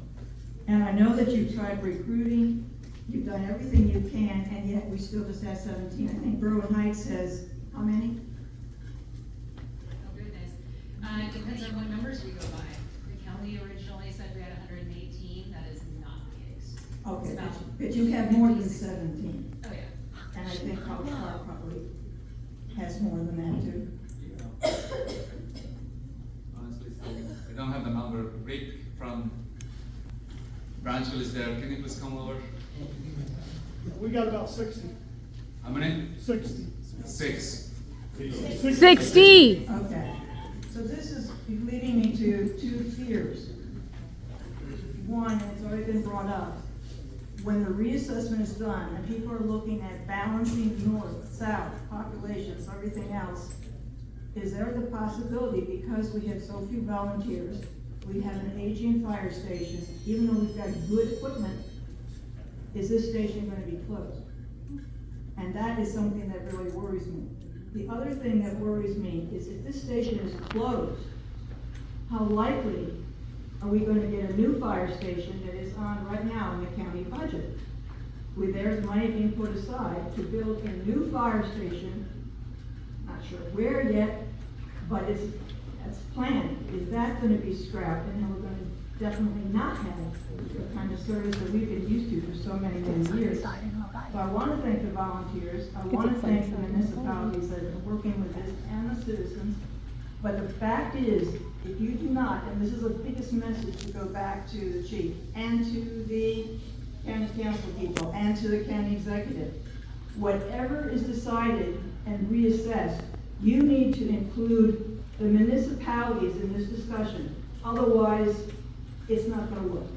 You're gonna anger a lot of people. I know that you've gotta take care of a lot of people, but you have got to include the municipalities in the discussion so that we can all work together to solve this problem until we can figure out how to get rid of the shortage and build up the staff that we need. Thank you. They don't care. They just want. They don't care. Jay, the answer is they don't care. Welcome. Hi, I'm Karen Coakley. They want to get rid of volunteers. Lifelong, 40-plus years, community activist from Beltsville. Yeah, Karen!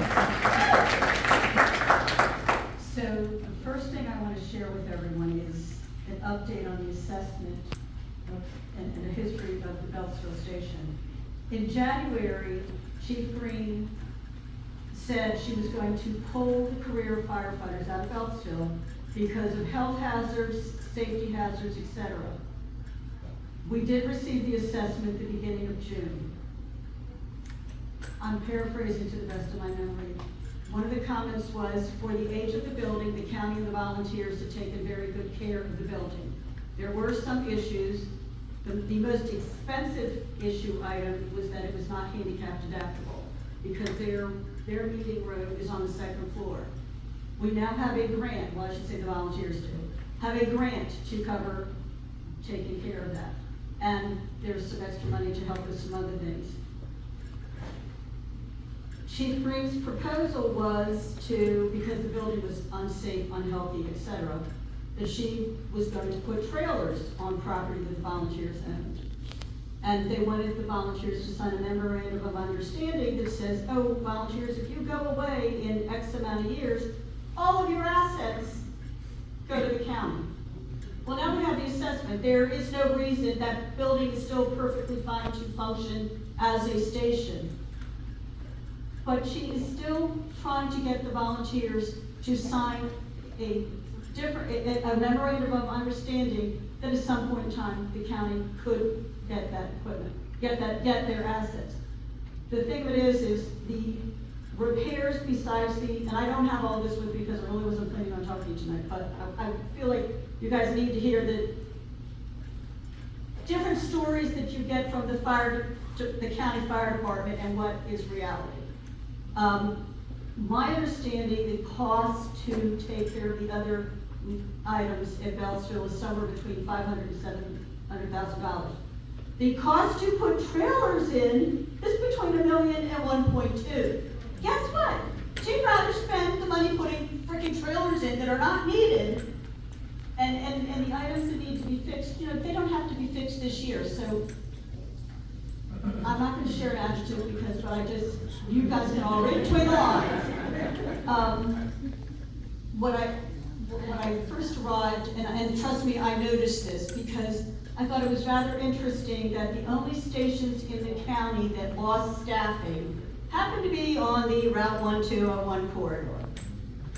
And trust me, I don't want any of our volunteers, I don't want any of our careers, working to the breaking point. But it just seemed rather interesting to me that everything was pulled from the northern part of the county, and on top of it, and fortunately, thank you God, it has not happened yet. But my fear has been, at one point in time, they're going to be pitting all of us against each other in the northern part of the county. Because the other thing I forgot to mention is, right now, Beltsville is being told, 31 volunteers, if you don't come to an agreement on the trailers, the rumor is they're pulling the careers out of Beltsville. So if they might wind up here, they might wind up in Laurel, they might wind up, who knows where they're gonna wind up. But, you know, that's what is the update on Beltsville. The other thing I have, and this is a question for the county, I have data at home, again, I was complaining.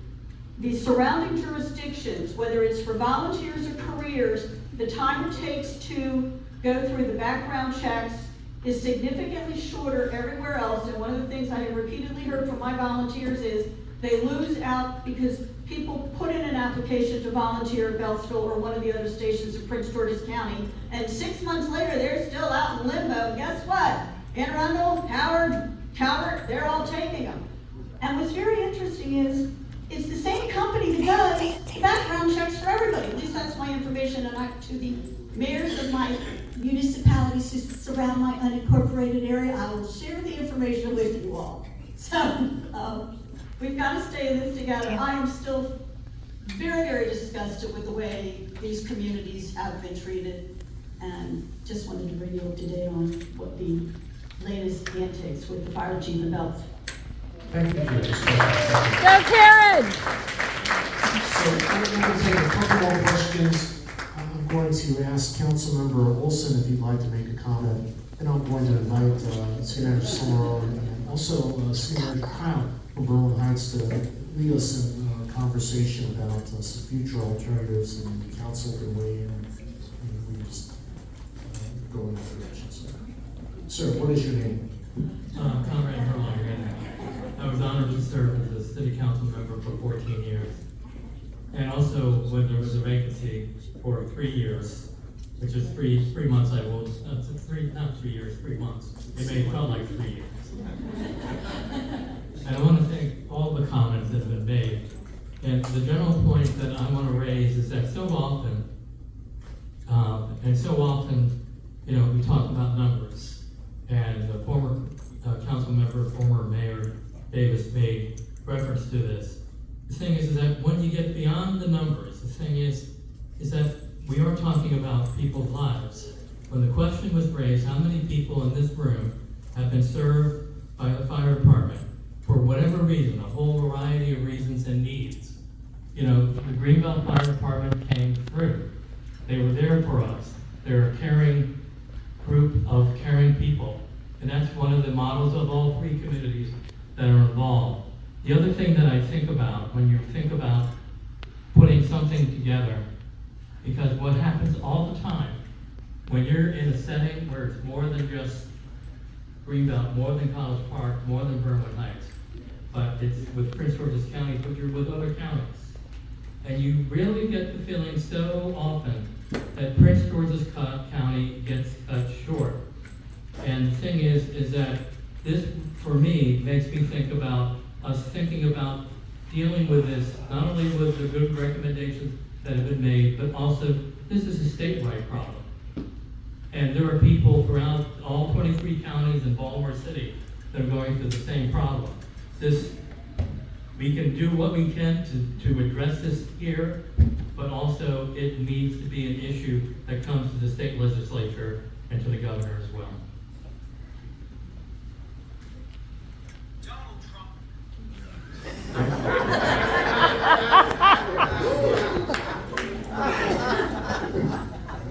Hi, my name is Laurie Samir. I'm here in Greenbelt. Questions and critical comment. Just like a better sense of the numbers. You said that we lost 24. We're not hearing you. Oh, sorry. Is that better? Yes. Okay, sorry. Just to get a concept of the numbers. We've been told that we lost 24 career firefighters in Greenbelt. Do we know what the number was before this happened? And we will do some math to figure out how many are left, unless you have that number too. There's none. None. Okay. So we had 24, we lost them all. Okay. That was 6 per ship for 4 ships. Gotcha, okay. What was that?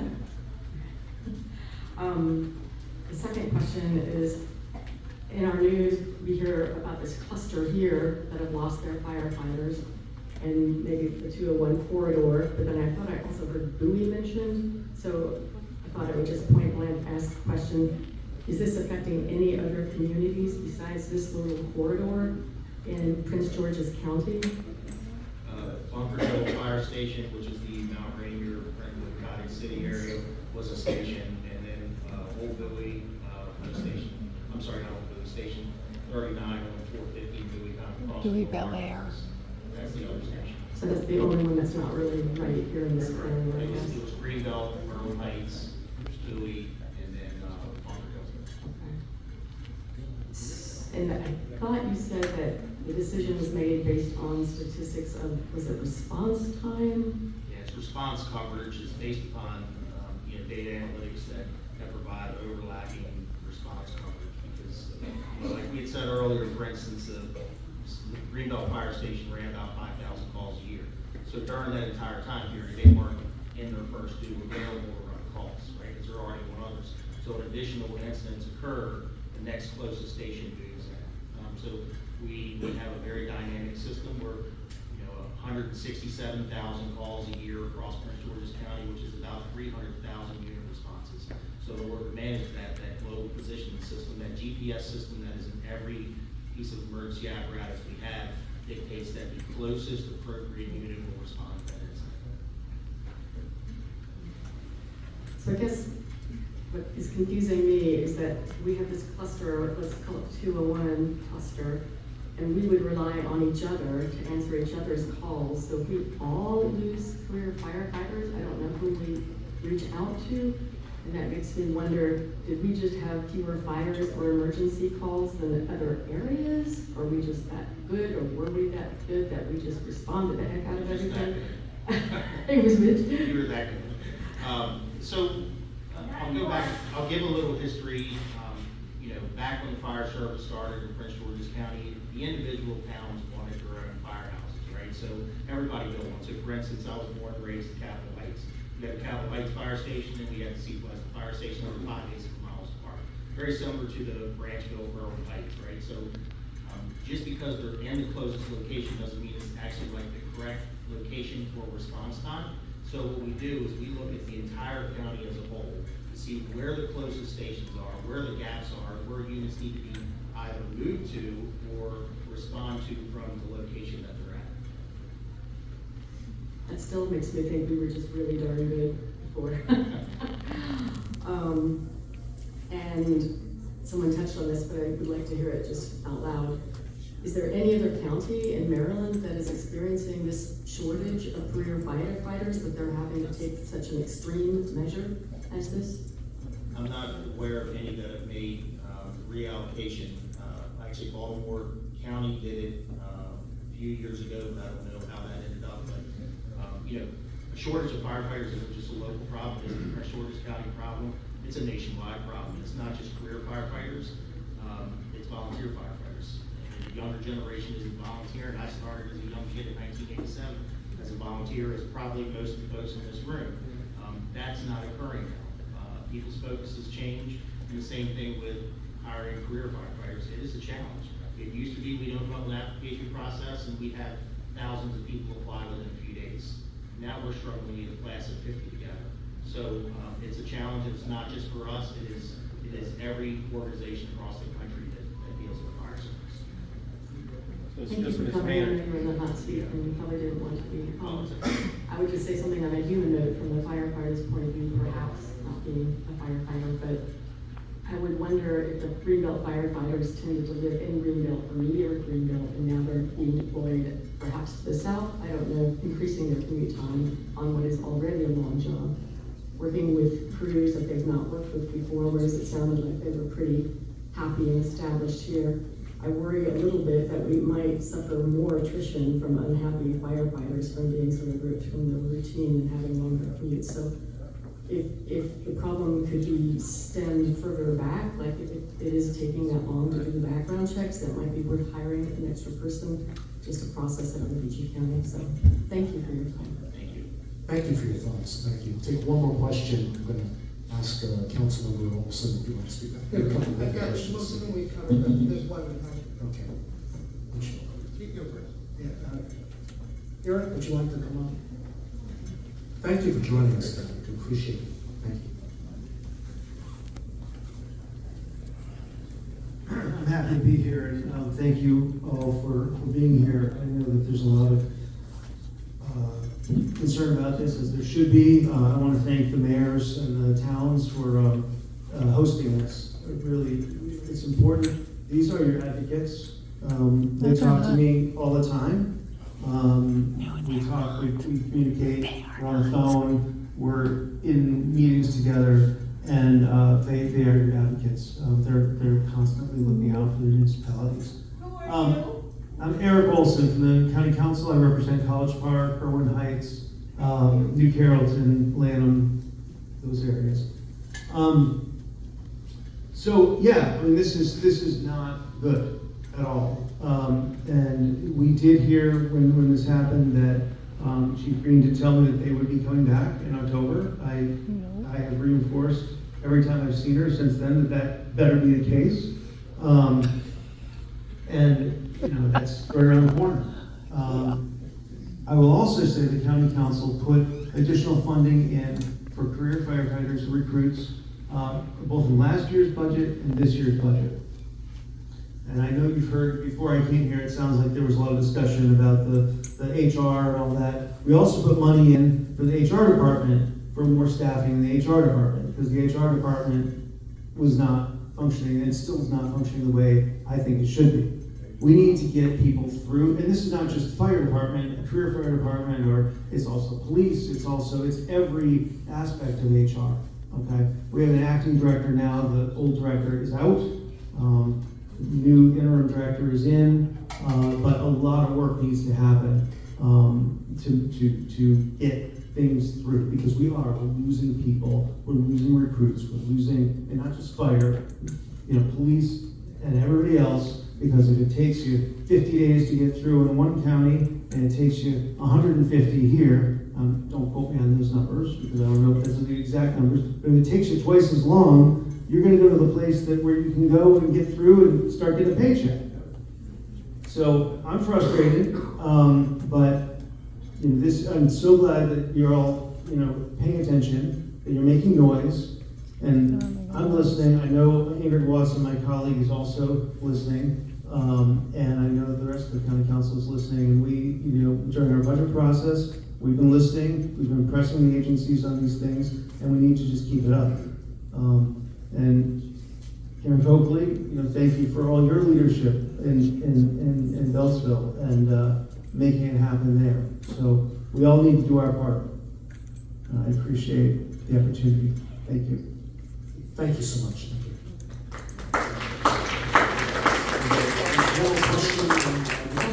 One question too.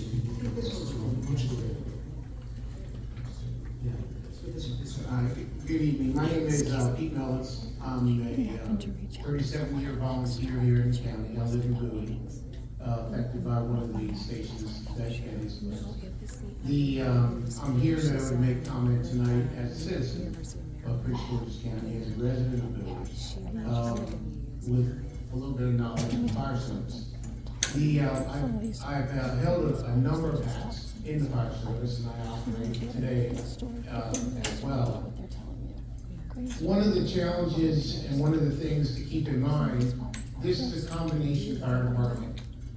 Combination, specifically stating we are a combination of volunteer and career personnel that staff the fire apparatus, staff the EMS apparatus, that answer the calls.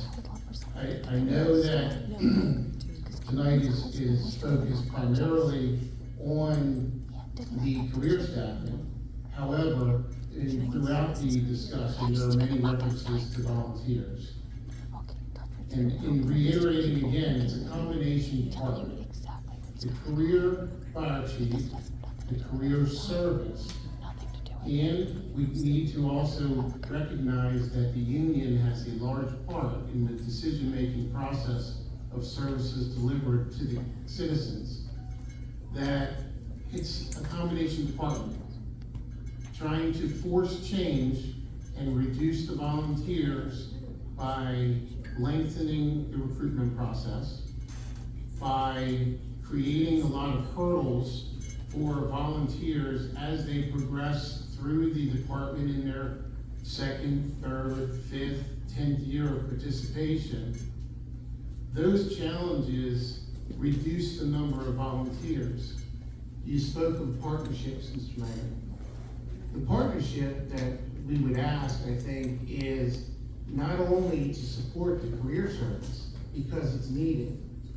Remember, volunteers work during the day, 7 to 5. It hasn't changed.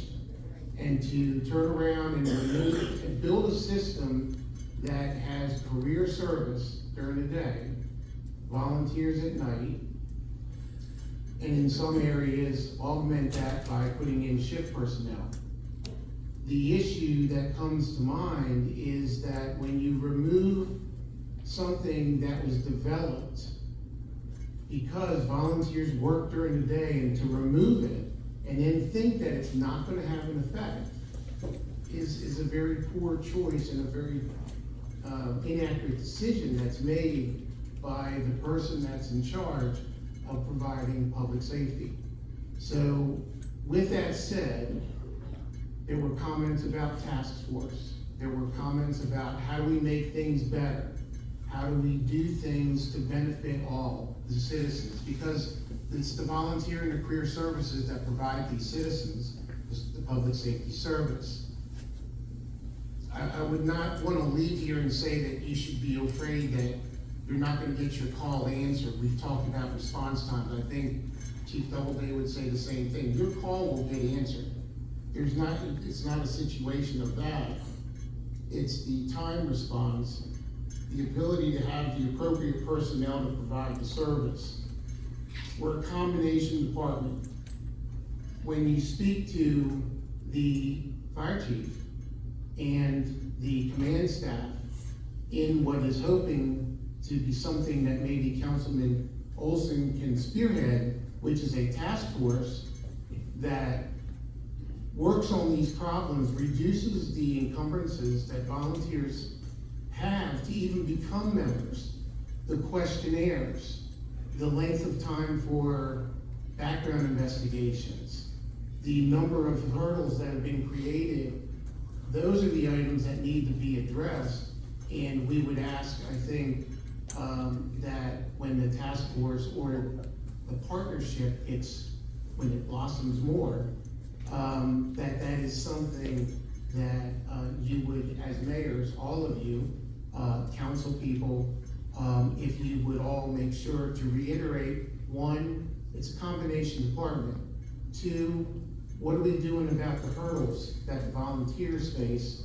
And 3, strengthening the career service. If you bring more volunteers in, it also helps augment and balance the need for the career side as well. So I leave you with the word partnership, combination department. Thank you. Thank you. Very thoughtful comments. So I think the one question that came in through the cards that hasn't really been addressed, and I don't know who is the best person to answer this one, was how will this change impact homeowners insurance? I don't know who's the best person to respond to that. That's a really good question. Insurance in general has been spiraling out of control, so that's something that we really don't want to find out about in the next 6 months from the year. Any thoughts? What is the county's ISO rating? Well, I was just going to say that I think that raises a really, really big issue, and there are huge financial hurdles at so many steps along the way. I think homeowners insurance is just one of them. We're looking at, if we do staff depletion of our own, that is in the millions per year. We are also already getting we are paying essentially now twice for no service, because we are paying the county taxes, and we are no longer getting the differential back from the county for having a fire station here. So these are all huge problems, and yes, they all need to be addressed. Thank you for bringing that up. The tax differential is real, double payment. So at this point, I'd like to bring up the city manager. I don't know if Mr. Snyder, the city manager of Little Heights, if you'd like to come up as well. don't know, is Chief Ray back by any chance? Lisa? I'd like to talk a little bit about, and I'd like to get the council members and the mayors involved as well. Okay, thank you. So, let's talk a little bit about next steps and some of the alternatives. Thank you, Mayor. I want to recognize Town Manager Kyle Snyder. We've been at this from day one, June 5th, when I got the call, first call. Hey, what did you hear? So we've been working hard at this. Kenny Young, Team Manager for College Parks, has been part of the team. Together, we've been the administrative side of the action. We take our direction from our council. They authorize us to do the things that we've been doing, which is engaging with the county, or trying to engage with the county, getting the data, doing our own data analysis, following up with the lawsuit, making sure to prepare the proper documentation and supporting evidence. The immediate steps that we're continuing as a team is the legal action continues.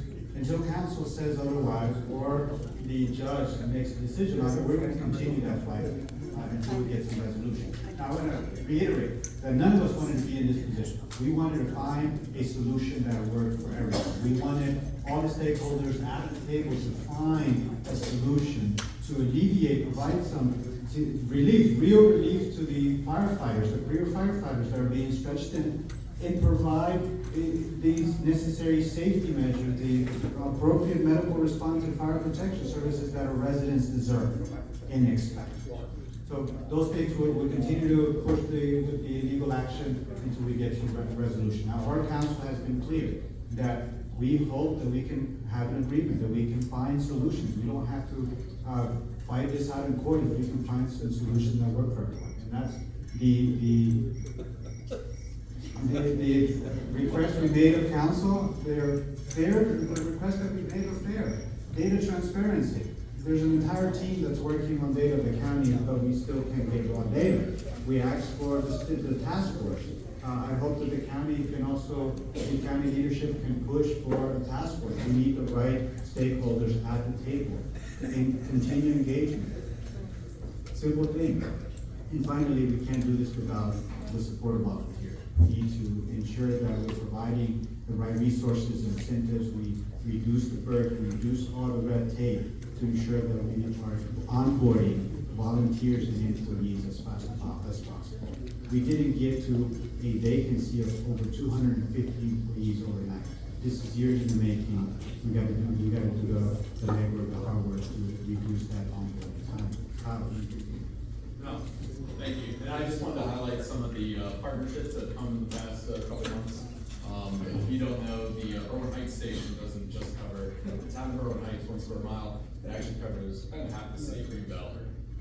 And so I know the city of Greenbelt was able to provide some funding to our Irwin Heights Volunteer Fire Department and some relief to incentivize some of the volunteers to come around, some food assistance and whatnot. So I just wanted to highlight that the municipality has been very engaged in trying to figure out how we can support the volunteer departments in the interim because they were the top line defense. So I just want to highlight the city of Greenbelt for providing support.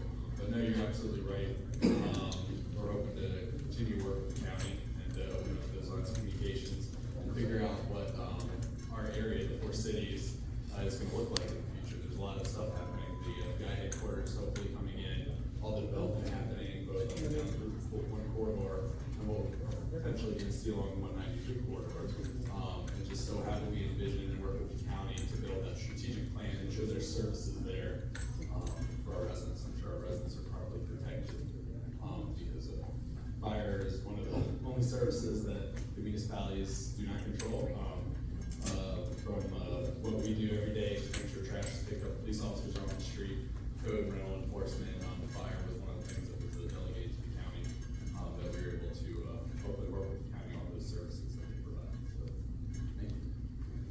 So I'll just reiterate that the legal actions are going to continue, and we're hoping that a hearing will occur at some point this month, coming out of Labor Day weekend, so there's a backlog.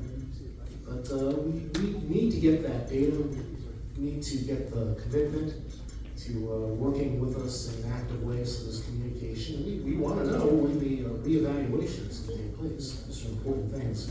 The part about recruitment and actually working with the volunteers, we're trying to, council has been thinking hard about how we can work with our volunteer firefighters to flip the script a little bit on recruitment. We need to do that with the county. We need to be more creative and find ways. Some things have changed, but I don't think people's hearts have really changed. We just need to find the right kind of message and the right ways to reach out so we can rebuild the volunteers so they can support that partnership. The combined fire, the model that has worked in Prince George's County for such a long time is really, really important. Hey, I'd like to see if any of my colleagues would like to make any sort of statement or say anything, and I'd also like to give the mayors an opportunity to speak. Council, Councilmember Niesel, you brought up an interesting idea, something that's intrigued me and something that I've been thinking about is, I think the city will likely launch some sort of an initiative just to heighten awareness about fire safety. I know traditionally, Ancient Company 35 has checked people's smoke detectors and carbon monoxide detectors, and I think we can go a step beyond that, maybe providing some opportunities for first aid training, just safety and health.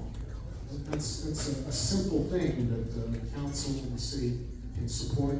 It's something that we can do in the 4 cities collectively. Because I'll say it again, these lines that divide our jurisdictions are lines, and our residents are back and forth all the time. I was in College Park just a few minutes ago before I came to this meeting. So, our primary goal is to ensure the safety and well-being of our residents while supporting the career and volunteer firefighters and EMS personnel. We're going to continue to explore all possible avenues and utilize every single resource at our disposal to develop and implement a sustainable staffing plan that meets the needs of both our emergency responders and the community. But we need you, we need each and every one of you at this time to actually reach out to contact the county administration and to make sure that they know that we are engaged and we're watching, because this next step is crucial. We've been told it's a temporary plan, we need resolution on this. I commend Melissa Enright on Facebook. She had a petition out there. I believe it's still out there. We have over 800 signatures. Over 800 signatures. We need more. We need more. And I'm not kidding about this. This is the time to step it up. It's not a sprint, it's a marathon. So that's one of the reasons that we're having a meeting tonight, just to get everybody on the same page more or less, to enlist your help, talk to your neighbors. And if you have family members or folks looking for additional opportunities, become a firefighter. It's not that hard to do. It's something that's one of the pillars of our community. And it's so important that we take steps like that and work together. Mayors, would you like to? I'd like to say just a couple more things. That I feel like we've spent a lot of time talking about the career firefighters and how the budget was part of this and how they were having mandatory holdbacks, which are a terrible thing. But I think it's also important to point out that our volunteers, when they're volunteering, that is overtime. So remember, these are people who have regular jobs. They are giving up family time to volunteer to keep us safe.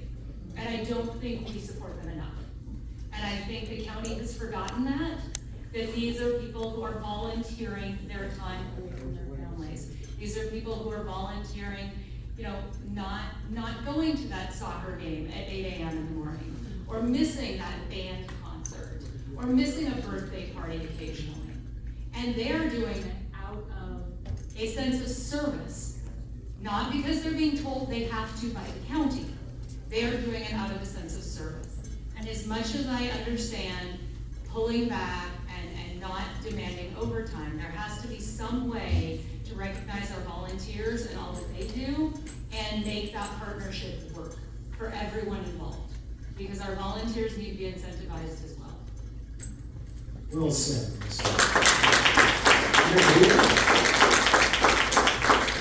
Thank you again for coming. So one question, I think actually a couple of you asked the same question, what we should be doing going forward. So from the city side, the three municipalities we have joined together on this legal fight. However, you have seen that it's not really a good direction the county is taking. They've been shutting us down repeatedly on a couple of times, but we'll keep fighting on that. However, I think the major way we can make the change, and I'm again looking at the Beltsville example. I'm trying to copy Mario again. That even though you don't have a municipality in Beltsville because you're an unincorporated part of the county, but you have actually shown an example to the community what you can do even without a city, right? I mean, bringing the community together and making a real impact and making a change. So what I'm suggesting that we keep this fighting and keep this noise going. And I don't think this should be the last meeting. I really think that we should continue this kind of meeting. And I don't think that any good changes is happening in the next couple of months or a couple of weeks even. From College Park side, I'll be very happy to host you all again in the coming months for another meeting or many meetings. And unless we win, unless we see a positive changes happening in our communities, I think we should keep going, keep fighting. Thank you. Hey, thank you very much. You could certainly host this, but you wouldn't have these excellent refreshments at the Greenbelt Rescue Squad facilities. There's plenty of snacks in Well, we're getting past the time we allocated, so I just thank everybody for coming. We really appreciate you coming out. We wanted to make sure that you had all the information we had and we had a chance to hear your concerns. But this is a critical time period because this is the time we've been told that they will start reevaluating this and hopefully bring our career firefighters. So please don't let up. Please continue. I know many of you have been sending letters. Please continue to do so. Send them to Chief Green, send them to the county executive, send them to the county council. That's really helpful to keep the pressure on, so thank you. Thank you so much, folks. Let's continue the fight.